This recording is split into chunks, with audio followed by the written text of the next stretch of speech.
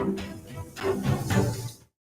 ਸ਼੍ਰੀ ਅਕਾਲ। ਤੁਸੀਂ ਜੁੜੇ ਹੋਏ ਹੋ ਪੰਜਾਬੀ ਰੇਡੀਓ USA ਦੇ ਨਾਲ ਤੇ ਮੈਂ ਹਾਂ ਪ੍ਰਵੀਨ ਸ਼ਰਮਾ ਲੈ ਕੇ ਹਾਜ਼ਰ ਹਾਂ ਪ੍ਰੋਗਰਾਮ ਖਬਰ ਤੇ ਨਜ਼ਰ। ਮਾਫ ਕਰਨਾ, ਖਬਰ ਤੇ ਨਜ਼ਰ ਪ੍ਰੋਗਰਾਮ ਦੇ ਵਿੱਚ ਕਈ ਅਹਿਮ ਖਬਰਾਂ ਨੂੰ ਲੈ ਕੇ ਚਰਚਾ ਕਰਨ ਦੇ ਲਈ ਜੁੜ ਚੁੱਕੇ ਨੇ ਮਿੰਟੂ ਗੁਰਸਰੇਗਾ ਜੀ। ਮਿੰਟੂ ਸਤਿ ਸ਼੍ਰੀ ਅਕਾਲ ਜੀ, ਸਵਾਗਤ ਹੈ ਜੀ ਪੰਜਾਬੀ ਰੇਡੀਓ USA ਤੇ।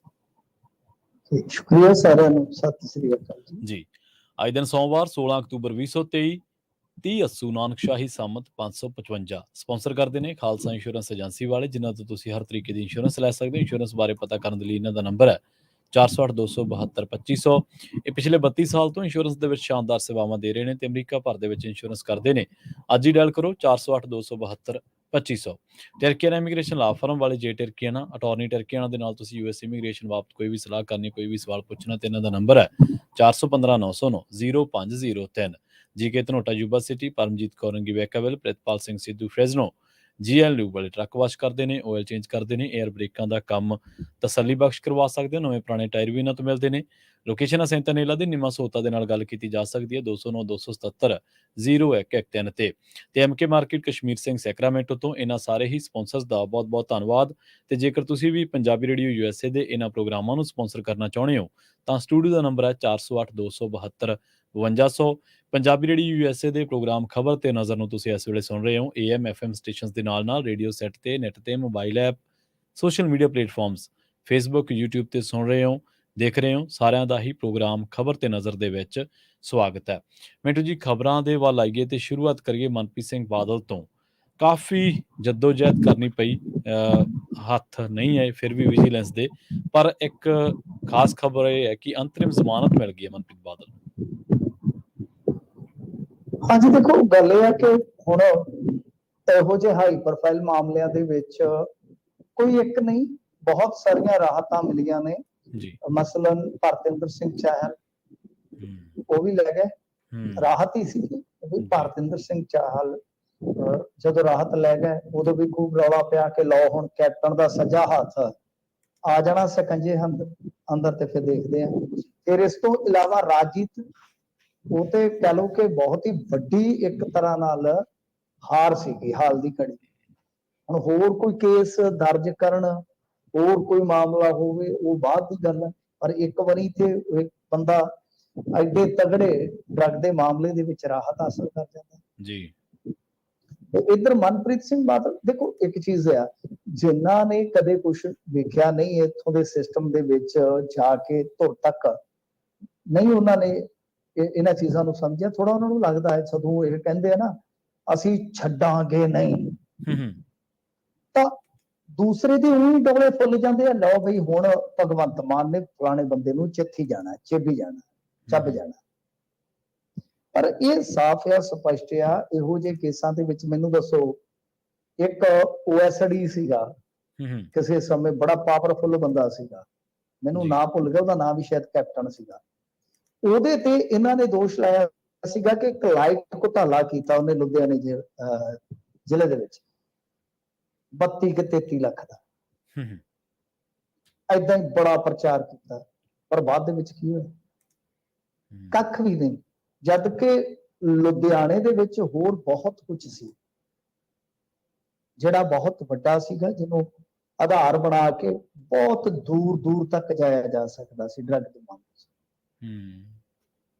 ਏਦਾਂ ਹੀ ਹੈ ਕਿ ਇਹ ਸਾਡੇ ਵਰਗੇ ਜਾਂ ਜਿਹੜੇ ਬੰਦੇ ਇਹਨਾਂ ਚੀਜ਼ਾਂ ਤੋਂ ਜਾਣੂ, ਉਹਨਾਂ ਨੂੰ ਪਤਾ ਕਿ ਹੇਠਲੀਆਂ ਅਦਾਲਤਾਂ ਥੋੜਾ ਜਿਹਾ ਬਈ ਕੁਝ ਸੋਚ ਕੇ ਵਿਚਾਰ ਕੇ ਤੇ ਉਹਨਾਂ ਨੁਕਰ ਕਰ ਦਿੰਦੀਆਂ ਨੇ ਜ਼ਮਾਨਤਾਂ ਤੋਂ ਕਿ ਆਪੇ ਭਾਈ ਜਾਣ ਤੇ ਹਾਈ ਕੋਰਟ ਨਿਬੇੜੇ। ਪਰ ਹਾਈ ਕੋਰਟ ਦਾ ਛਾਨਣਾ ਬੜਾ ਮਹੀਨ ਹੁੰਦਾ ਹੈ, ਉਹ ਚੀਜ਼ਾਂ ਛਾਣ ਲੈਂਦੀ ਹੈ। ਤਾਂ ਜਿੱਥੇ ਹੁਣ ਜਿਹਦੀਆਂ ਦਲੀਲਾਂ ਜਿਹੋ ਜਿਹੀਆਂ ਹੋਣ ਉਸ ਹਿਸਾਬ ਨਾਲ ਜਿਹੋ ਜਿਹਾ ਐਵੀਡੈਂਸ ਹੋਣ ਉਸ ਹਿਸਾਬ ਨਾਲ ਫੈਸਲੇ ਆ ਜਾਂਦੇ। ਸੋ ਇਸ ਕਰਕੇ ਉੱਥੇ ਜਾ ਕੇ ਹੁਣ ਜਦੋਂ ਚਿਹਰਾ ਹੋਈ ਹੋਏਗੀ, ਇਹਨਾਂ ਨੇ ਜੋ ਗੱਲ ਕਹੀ ਆ, ਅਦਾਲਤ ਨੂੰ ਲੱਗਿਆ ਹੋਏਗਾ ਕਿ ਉਹ ਗੱਲ ਉਹਨੂੰ ਜੱਚਦੀ ਨਹੀਂ, ਸੋ ਲਿਹਾਜ਼ਾ ਰਾਹਤ ਮਿਲ ਗਈ। ਜਦੋਂ ਰਾਹਤ ਮਿਲ ਗਈ ਆ, ਇੰਟਰਮ ਬਿੱਲ ਦੇ ਵਿੱਚ ਕੀ ਆ ਕਿ ਇਹ ਇੱਕ ਵੱਡਾ ਚਾਂਸ ਹੁੰਦਾ ਹੈ ਕਿ ਜਦੋਂ ਅੰਤਰਿਮ ਰਾਹਤ ਮਿਲ ਜਾਂਦੀ ਆ ਵਕਤੀ ਤੌਰ ਤੇ, ਫਿਰ ਗਾਂ ਜਾ ਕੇ ਉਹ ਇੰਟਰਮ ਤੋਂ ਰੈਗੂਲਰ ਵੀ ਬਣ ਜਾਂਦੀ ਹੈ, ਇਹ ਵੀ ਹੈ। ਸੋ ਇਸ ਕਰਕੇ ਇਹਨਾਂ ਨੇ ਰੌਲਾ ਜ਼ਿਆਦਾ ਪਾਇਆ ਕਿ ਇਹ ਕਰ ਦਿਆਂਗੇ, ਉਹ ਕਰ ਦਿਆਂਗੇ, ਪਰ ਤੁਸੀਂ ਦੇਖੋ ਹੋਇਆ ਤੇ ਕੁਛ ਵੀ ਨਹੀਂ ਹੈ, ਕੱਖ ਵੀ ਨਹੀਂ ਹੋਇਆ। ਹੁਣ ਇਸ ਮਾਮਲੇ ਦੇ ਵਿੱਚ ਇਹ ਵੇਖਣਾ ਹੋਏਗਾ ਕਿ ਕੀ ਜੋ ਸਾਬਕਾ ਖਜ਼ਾਨਾ ਮੰਤਰੀ ਰਹੇ ਨੇ ਇਹਨਾਂ ਚਿਰ, ਉਹਨਾਂ ਦਾ ਇੱਥੋਂ ਤੱਕ ਹੀ ਇਹਨਾਂ ਨੇ ਪਿੱਛਾ ਕਰਨਾ ਸੀ, ਮਤਲਬ ਕਿ ਇੱਕ ਕੇਸ ਦੇ ਵਿੱਚ, ਜਾਂ ਫਿਰ ਕਿਸੇ ਹੋਰ ਕੇਸ ਦੇ ਵਿੱਚ, ਕਿਉਂਕਿ ਬਠਿੰਡੇ 'ਚ ਤੇ ਬਥੇਰਾ ਕੁਛ ਸੀਗਾ ਨਾ, ਪਲਾਟ ਦਾ ਹੀ ਕਿਉਂ, ਇੱਥੇ ਦੋਸ਼ ਲੱਗੇ ਸਵਾਹ ਚੁੱਕਣ ਦੇ, ਬਠਿੰਡਾ ਥਰਮਲ ਦਾ ਮਾਈਨਿੰਗ, ਇੱਥੇ ਦੋਸ਼ ਲੱਗੇ ਆ ਜਿਹੜੀ ਗ੍ਰਾਂਟ ਹੁੰਦੀ ਆ ਇਹਦੀ ਮਿਸਯੂਜ਼ਿੰਗ ਤੇ, ਇੱਥੇ ਇਹ ਵੀ ਦੋਸ਼ ਲੱਗੇ ਕਥਿਤ ਤੌਰ ਤੇ ਕਿ ਟੈਂਡਰਿੰਗ ਉਸੇ ਤਰ੍ਹਾਂ ਦਾ ਟੈਂਡਰ ਘੁਟਾਲਾ ਜਿਸ ਤਰ੍ਹਾਂ ਦਾ ਮਸ਼ਹੂਰ ਹੋਇਆ, ਇੱਥੇ ਹੀ ਕਥਿਤ ਤੌਰ ਤੇ ਦੋਸ਼ ਲੱਗੇ ਸੋਲਰ ਲਾਈਟਾਂ ਵਾਲੇ ਘੁਟਾਲੇ ਦੇ, ਲੱਗੇ ਕਿ ਨਹੀਂ ਉਹ ਜਦੋਂ ਮਾਡਲ ਕੋਡ ਆਫ ਕੰਡਕਟ ਲੱਗਾ ਸੀਗਾ। ਇੱਥੇ ਇਹ ਵੀ ਗੱਲਾਂ ਸੁਣੀ ਦੀਆਂ ਕਿ ਸ਼ਰਾਬ ਦੇ ਠੇਕਿਆਂ 'ਚ ਪੈਸਾ ਚੱਲਦਾ, ਹੁਣ ਕਿਹਦਾ ਚੱਲਦਾ, ਜਾਂਚ ਪੜਤਾਲ ਦਾ ਵਿਸ਼ਾ। ਸੋ ਮੇਰੇ ਕਹਿਣ ਦਾ ਮਤਲਬ ਕਿ ਜੇ ਇੱਕ ਪਲਾਟ ਦੇ ਰੌਲੇ ਦੇ ਵਿੱਚ ਜਿਹਦਾ ਮਨਪ੍ਰੀਤ ਬਾਦਲ ਨਾਲ ਸਿੱਧਾ ਕੋਈ ਤਾਲੁਕ ਨਹੀਂ ਸੀਗਾ, ਇਹ ਸਾਬਤ ਕਰਨਾ ਪੈਣਾ ਸੀ ਇਹਨਾਂ ਨੂੰ ਕਿ ਜੋ ਹੋ ਰਿਹਾ, ਜੋ ਹੋਇਆ, ਉਹਦੇ ਵਿੱਚ ਮਨਪ੍ਰੀਤ ਬਾਦਲ ਦਾ ਹੱਥ ਸੀਗਾ। ਉਹ ਤਾਂ ਚਲੋ ਟ੍ਰਾਇਲ ਹੋਏਗਾ ਤਾਂ ਉਹ ਤੋਂ ਬਾਅਦ ਪਤਾ ਲੱਗੇਗਾ, ਪਰ ਇਹ ਮਾਮਲਾ ਇੰਨਾ ਜ਼ਿਆਦਾ ਵੱਡਾ ਨਹੀਂ ਸੀਗਾ। ਸੋ ਗੱਲ ਇਹ ਆ ਕਿ ਕੀ ਹੁਣ ਇੱਥੋਂ ਤੱਕ ਹੀ ਮਾਮਲਾ ਨਿਬੇੜਿਆ ਜਾਏਗਾ, ਕਿਉਂਕਿ ਇਹਦੇ ਨਾਲ ਤਾਂ ਅਮਰੂਦ ਘੁਟਾਲਾ ਬਹੁਤ ਵੱਡਾ ਸੀ, ਜਿਹਦੇ ਵਿੱਚ 2 IAS ਅਫਸਰਾਂ ਦੀਆਂ ਬੀਵੀਆਂ ਫਸ ਗਈਆਂ ਇਸ ਦੇ ਵਿੱਚ। ਤੇ ਇਸ ਤੋਂ ਇਲਾਵਾ ਉਹਨਾਂ ਨੂੰ ਤਾਂ ਪੈਸੇ ਭਰਨੇ ਪਏ 54 ਲੱਖ, ਤੇ ਫਰਜ਼ ਕਰੋ ਇਹ ਕਹਿੰਦੇ ਨੇ 60-65 ਲੱਖ ਦਾ ਘਾਟਾ ਹੋਇਆ ਖਜ਼ਾਨੇ ਨੂੰ, ਤੇ ਜੇ ਉਹ ਕੋਰਟ ਨੇ ਮਨਜ਼ੂਰ ਕੀਤਾ ਤਾਂ ਹੋ ਸਕਦਾ ਅਗਲਾ ਰੱਖ ਹੀ ਦੇਵੇ 60-65 ਲੱਖ, ਚਲੋ ਜੀ ਪੱਕੀ ਜ਼ਮਾਨਤ ਦੇ ਦਿਓ ਜੇ ਤੁਹਾਨੂੰ ਲੱਗਦਾ, ਤੇ ਜੇ ਸਾਬਤ ਹੋ ਜਾਏਗਾ ਤਾਂ ਤੁਸੀਂ ਜ਼ਬਤ ਕਰ ਲੈਣਾ, ਕਿਉਂਕਿ ਅਮਰੂਦ ਘੁਟਾਲੇ 'ਚ ਵੀ ਵੇਖਿਆ ਨਾ ਤੁਸੀਂ ਕਿ ਪੈਸੇ ਜਮ੍ਹਾਂ ਕਰਾਏ ਗਏ। ਸੋ ਇਸ ਕਰਕੇ ਇਹ ਹੁਣ ਦੇਖਣਾ ਦਿਲਚਸਪ ਹੋਏਗਾ, ਕਹਾਣੀ ਇੱਥੇ ਹੀ ਫੁੱਲ ਸਟਾਪ ਲਾ ਲੈਂਦੀ ਆਪਣੇ ਆਪ ਤੇ ਜਾਂ ਅੱਗੇ ਤੁਰਦੀ ਆ ਜੀ। ਤੇ ਮਿੰਟ ਜੀ ਅਗਲੀ ਗੱਲ ਕਰੀਏ ਆਪਾਂ, ਵਿਆਹ ਵਾਲੀ ਥਾਂ ਤੇ ਕਹਿੰਦੇ ਵੀ ਸ਼੍ਰੀ ਗੁਰੂ ਗ੍ਰੰਥ ਸਾਹਿਬ ਜੀ ਨੂੰ ਲਿਜਾਣ ਤੇ ਪਾਬੰਦੀ ਹੈ ਜੀ ਹੁਣ। ਹਾਂਜੀ ਦੇਖੋ, ਇਹ ਜਿਹੜਾ ਅੱਜ ਕੱਲ ਨਵੇਂ ਟ੍ਰੈਂਡ ਚੱਲਦੇ, ਤੁਹਾਨੂੰ ਪਤਾ ਨਵੇਂ ਜ਼ਮਾਨੇ ਦੀਆਂ ਨਵੀਆਂ ਗੱਲਾਂ ਨੇ, ਮੈਰਿਜ ਡੈਸਟੀਨੇਸ਼ਨ ਕਹਿ ਦਿੰਦੇ ਆ ਕਿ ਕੋਈ ਬੀਚ ਤੇ ਆ, ਕੋਈ ਕਿਤੇ ਬਾਗ 'ਚ, ਕਿਤੇ ਕੁਛ, ਤਾਂ ਉਹ ਪਹਿਲਾਂ ਹੀ ਆਪਾਂ ਨੂੰ ਪਤਾ ਕਿ ਮੈਰਿਜ ਪੈਲਸਾਂ ਦੇ ਵਿੱਚ, ਹੋਟਲਾਂ 'ਚ ਮਹਾਰਾਜ ਦੀ ਸਰੂਪ ਜਿਹੜੇ ਆ ਉਹ ਨਹੀਂ ਖੜੇ ਜਾਂਦੇ, ਪਾਬੰਦੀ ਆ। ਤਾਂ ਇਸ ਤਰ੍ਹਾਂ ਮਤਲਬ ਕਿ ਕੁਛ ਆਈ ਹੋਣੀ ਹੈ ਸ਼ਿਕਾਇਤ ਕਿ ਹੁਣ ਇਹ ਕੰਮ ਜਿਹੜਾ ਚੱਲਣ ਡਿਆ ਕਿ ਇੱਥੇ ਵੀ ਗੁਰੂ ਸਾਹਿਬ ਦੇ ਸਰੂਪ ਜਿਹੜੇ ਆ ਉਹ ਨਾ ਖੜੇ ਜਾਣ। ਅੱਜ ਇਹ ਜਿਹੜੀ ਸਿੰਘ ਸਾਹਿਬਾਨ ਦੀ ਇਕੱਤਰਤਾ ਹੋਈ ਤਾਂ ਉਹਦੇ ਵਿੱਚ ਇਹਨਾਂ ਨੇ ਮੋਹਰ ਲਾ ਦਿੱਤੀ, ਤੇ ਠੀਕ ਵੀ ਆ, ਠੀਕ ਵੀ ਆ। ਹੁਣ ਮਤਲਬ ਕਿ ਤੁਸੀਂ ਲਾਵਾ ਲੈਣ ਵੀ ਗੁਰੂ ਘਰ ਨਹੀਂ ਜੇ ਆ ਸਕਦੇ, ਮਾਲ ਦੀ ਗੱਲ ਹੈ। ਇਸ ਕਰਕੇ ਕਿਉਂਕਿ ਦੇਖੋ ਜਿਹੜੀ ਮਰਿਆਦਾ ਜਾਂ ਜੋ ਸੁਚਮ, ਇਹ ਸਾਰੀਆਂ ਚੀਜ਼ਾਂ ਜਿਹੜੀਆਂ ਹੁੰਦੀਆਂ ਨੇ ਜੋ ਕਿਸੇ ਵੀ ਧਰਮ ਦੇ ਵਿੱਚ ਬਹੁਤ ਜ਼ਰੂਰੀ ਆ, ਉਹ ਕਈ ਥਾਈਂ ਫਿਰ ਨਹੀਂ ਬਰਕਰਾਰ ਹੁੰਦੀਆਂ। ਇਸ ਕਰਕੇ ਇਹ ਸਵਾਲ ਉੱਠ ਰਹੇ ਸਨ, ਤਾਂ ਇਹਨਾਂ ਨੇ ਪਾਬੰਦੀ ਲਾ ਦਿੱਤੀ ਹੈ, ਤੇ ਮੈਂ ਤੇ ਸਮਝਾਂਗਾ ਠੀਕ ਆ, ਕਿਉਂਕਿ ਐਡਾ ਜ਼ਿੰਦਗੀ ਦਾ ਤੁਹਾਡਾ ਮਹੱਤਵਪੂਰਨ ਪੜਾਅ ਹੁੰਦਾ, ਸਗੋਂ ਗੁਰੂ ਘਰ ਜਾਓ, ਗੁਰੂ ਸਾਹਿਬ ਦੀ ਹਜ਼ੂਰੀ ਦੇ ਵਿੱਚ ਲਾਵਾ ਲਓ, ਸੋ ਵਧੀਆ, ਮੱਥਾ ਟੇਕੋ, ਆਸ਼ੀਰਵਾਦ ਲਓ। ਇੰਨਾ ਵੀ ਨਾ ਉਹ ਆਪਣੇ ਆਪ ਨੂੰ ਤੁਸੀਂ ਆਧੁਨਿਕਤਾ ਦੇ ਪ੍ਰਤੀਕ ਬਣਾਈ ਚੱਲੋ। ਦੂਜੀ ਚੀਜ਼ ਅੱਜ ਇੱਕ ਹੋਰ ਵੀ ਆ ਇਸ ਤੋਂ ਇਲਾਵਾ, ਉਹ ਇਹ ਆ ਕਿ ਗਿਆਨੀ ਹਰਪ੍ਰੀਤ ਸਿੰਘ ਅੱਜ ਬੋਲਿਆ, ਉਹਨਾਂ ਨੇ ਇਹ ਦੋਸ਼ ਲਾਇਆ ਵਾ ਕਿ ਜੋ ਹਰਿਆਣੇ ਦੇ ਵਿੱਚ ਵੋਟਾਂ ਬਣਦੀਆਂ ਪਈਆਂ, ਉਹਦੇ 'ਚ ਵੱਡੀ ਤਾਦਾਦ 'ਚ ਪ੍ਰੇਮੀ ਵੀ ਵੋਟ ਬਣਾ ਰਹੇ ਆ। ਤਾਂ ਇਹ ਵੀ ਇੱਕ ਮਾਮਲਾ ਕਹ ਲਓ ਕਿ ਖਾਸਾ ਵੱਡਾ ਹੈ। ਹੁਣ ਉਹਦੇ 'ਚ ਕੀ ਇਹਨਾਂ ਕੋਲ ਤੱਥ ਨੇ, ਕੀ ਇਹਨਾਂ ਦੇ ਕੋਲ ਜਾਣਕਾਰੀ ਆ, ਇਹਦਾ ਖੁੱਲ ਕੇ ਤੇ ਕੋਈ ਖੁਲਾਸਾ ਨਹੀਂ ਆ, ਪਰ ਉਹਨਾਂ ਨੇ ਦੋਸ਼ ਜ਼ਰੂਰ ਲਾਏ ਨੇ ਕਿ ਪ੍ਰੇਮੀਆਂ ਦੀਆਂ ਵੋਟਾਂ ਵੱਡੀ ਗਿਣਤੀ ਦੇ ਵਿੱਚ ਉੱਥੇ ਬਣਾਈਆਂ ਜਾ ਰਹੀਆਂ। ਜੀ ਜੀ। ਤੇ ਖੱਟਰ ਨੇ ਮਾਨ ਸਾਹਿਬ ਨੂੰ ਚਿੱਠੀ ਲਿਖੀ ਹੈ ਮਿੰਟੂ ਜੀ। ਹਾਂਜੀ ਦੇਖੋ, ਚਲੋ ਖੱਟਰ ਨੂੰ ਵੀ ਖੱਟਰ ਸਾਹਿਬ ਕਹਿ ਦਿੰਦੇ ਆ, ਉਹ ਵੀ ਮੁੱਖ ਮੰਤਰੀ ਆ, ਗੱਲ ਨੂੰ ਗੁੱਸਾ ਨਾ ਕਰ। ਦੇਖੋ ਗੱਲ ਇਹ ਆ ਕਿ ਭਾਈ ਉਹਨਾਂ ਨੇ ਚਿੱਠੀ ਲਿਖੀ ਆ, ਚਾਹੋ ਹੁਣ ਗੱਲਬਾਤ ਕਰੀਏ ਆਪਾਂ, ਤੁਸੀਂ ਸਮਾਂ ਦਿਓ ਸਾਨੂੰ, ਅੱਛਾ ਐਸਵਾਈਐਲ ਦਾ ਮੁੱਦਾ ਨਿਬੇੜ ਕੇ ਪਰਾਂ ਮਾਰੀਏ, ਕੀ ਪੈ ਕਰਦੇ ਜੇ ਜੀ ਇਹਨੇ ਢਿੱਲੇ ਕਾਤੋਂ ਜੇ।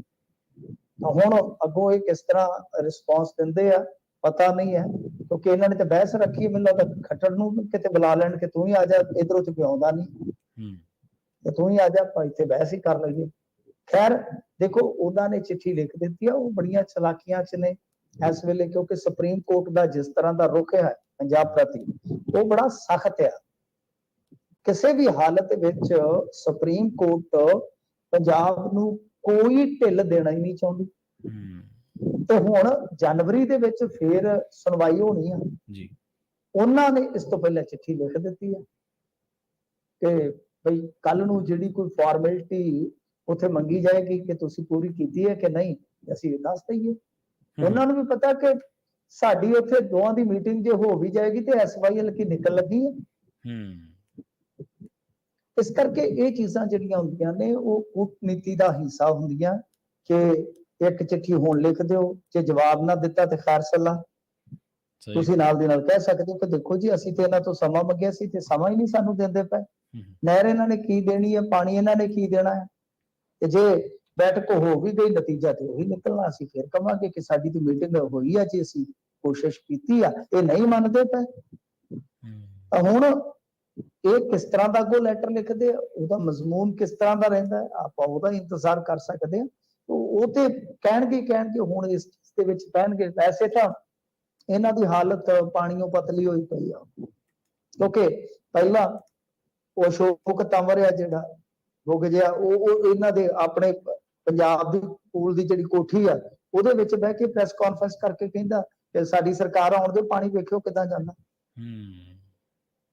ਤੇ ਫਿਰ ਇੱਕ ਸਰਕੂਲਰ ਲੀਕ ਹੋ ਗਿਆ, ਵਾਇਰਲ ਹੋ ਗਿਆ, ਜਿਹਦੇ ਚ ਮਤਲਬ ਕਿ ਜਾਣਕਾਰੀ ਦਿੱਤੀ ਗਈ ਪੋਰਟਲ ਤੇ, ਉਹਦੇ ਵਿੱਚ ਸਰਵੇ ਟੀਮਾਂ ਦਾ ਜ਼ਿਕਰ ਹੈ। ਇਹ ਬਹੁਤ ਵੱਡਾ ਮੁੱਦਾ ਬਣ ਗਿਆ ਸੀਗਾ। ਅਕਾਲੀਆਂ ਨੇ, ਪਤਾ ਨਹੀਂ ਅਕਾਲੀਆਂ ਦੀ ਵੀ ਬਾਈ ਖੁਫੀਆ ਜਿਹੜੀ ਹੈ ਨਾ, ਉਹ ਕਹ ਲੋ ਕਿ ਪਹੁੰਚ ਬਹੁਤ ਤਗੜੀ ਆ। ਇਹਨਾਂ ਨੇ ਪਤਾ ਨਹੀਂ ਕਿੱਥੋਂ ਡਾਕੂਮੈਂਟ ਹਾਸਲ ਕੀਤਾ, ਇਹਨਾਂ ਨੂੰ ਸਫਾਈ ਦੇਣੀ ਪਈ ਉਲਟਾ। ਫਿਰ ਉਹੀ ਲੱਲੇ ਭੱਬੇ ਕਹਿੰਦਾ ਮਤਲਬ ਹੈ ਕਿ ਜਦੋਂ ਹੁਣ ਤੁਸੀਂ ਪੋਰਟਲ ਦੇ ਵਿੱਚ ਅਪਡੇਸ਼ਨ ਕੀਤੀ ਹੈ, ਉਹਦੇ ਵਿੱਚ ਤੁਸੀਂ ਸਰਵੇ ਟੀਮਾਂ ਦਾ ਜ਼ਿਕਰ ਕਰ ਦਿੱਤਾ। ਇਹਦਾ ਮਤਲਬ ਹੈ ਕਿ ਕਿਤੇ ਨਾ ਕਿਤੇ ਉਹ ਸਰਕਾਰੀ ਕੰਮ ਕਰਦੇ ਏਜੰਡੇ ਤੇ ਆਇਆ ਪਿਆ। ਉਧਰ ਚੰਦੂ ਮਾਜਰਾ ਕਹਿੰਦੇ ਜੀ ਕਿ ਸਾਨੂੰ ਤੇ ਪੱਕੀ ਜਾਣਕਾਰੀ ਆ ਕਿ 1 ਨਵੰਬਰ ਨੂੰ ਜਿਹੜੀ ਬਹਿਸ ਰੱਖੀ ਉਹ ਇਸੇ ਕਰਕੇ ਗਈ ਹੈ ਕਿਉਂਕਿ ਸਰਵੇ ਟੀਮਾਂ ਆ ਰਹੀਆਂ। ਹੁਣ ਪਤਾ ਨਹੀਂ ਇੰਟੈਲੀਜੈਂਸੀ ਉਹਨਾਂ ਕੋਲ ਕਿਵੇਂ ਪਹੁੰਚੀ ਹੈ। ਉਹ ਕਹਿੰਦੇ ਜੀ ਅਸੀਂ ਆਪਸ ਚ ਲੜਾਈ ਥੋੜੀ ਕਰਨੀ, ਸਾਡੇ ਤੇ ਉਡਣ ਦਸਤੇ ਬਣ ਗਏ।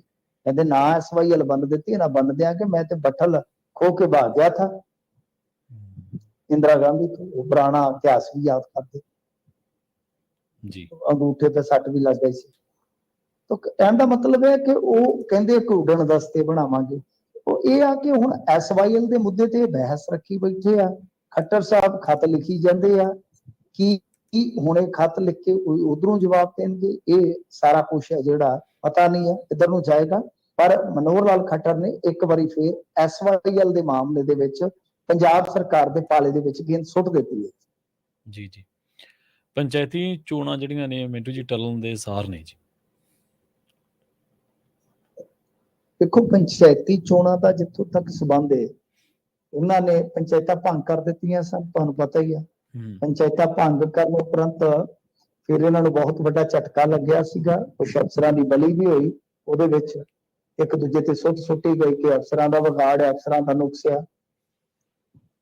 ਤੇ ਫਿਰ ਕੁਝ ਉਦੋਂ ਵੀ ਦਸਤਾਵੇਜ਼ ਜਿਹੜੇ ਆ ਉਹ ਲੀਕ ਹੋ ਗਏ ਸਨ ਤੇ ਸਰਕਾਰ ਬੈਕਫੁੱਟ ਤੇ ਚਲੇ ਗਏ ਸੀ। ਕੁੱਲ ਮਿਲਾ ਕੇ ਆਪਾਂ ਕਹਿ ਸਕਦੇ ਹਾਂ ਕਿ ਏਜੀ ਦੀ ਛੁੱਟੀ ਵੀ ਉੱਥੋਂ ਹੀ ਨਿਕਲ ਗਈ।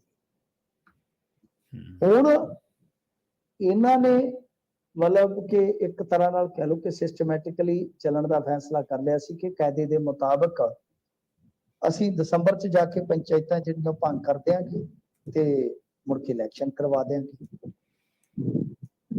ਹੁਣ ਲਾਲਜੀਤ ਸਿੰਘ ਭੁੱਲਰ ਇਹ ਕਹਿੰਦੇ ਆ ਕਿ ਸਮੇਂ ਅਨੁਸਾਰ ਕਰਵਾਈਆਂ ਜਾਣਗੀਆਂ ਚੋਣਾਂ ਨਾ, ਪਰੰਤੂ ਦਸੰਬਰ ਚ ਮੁਸ਼ਕਲ ਜੀ।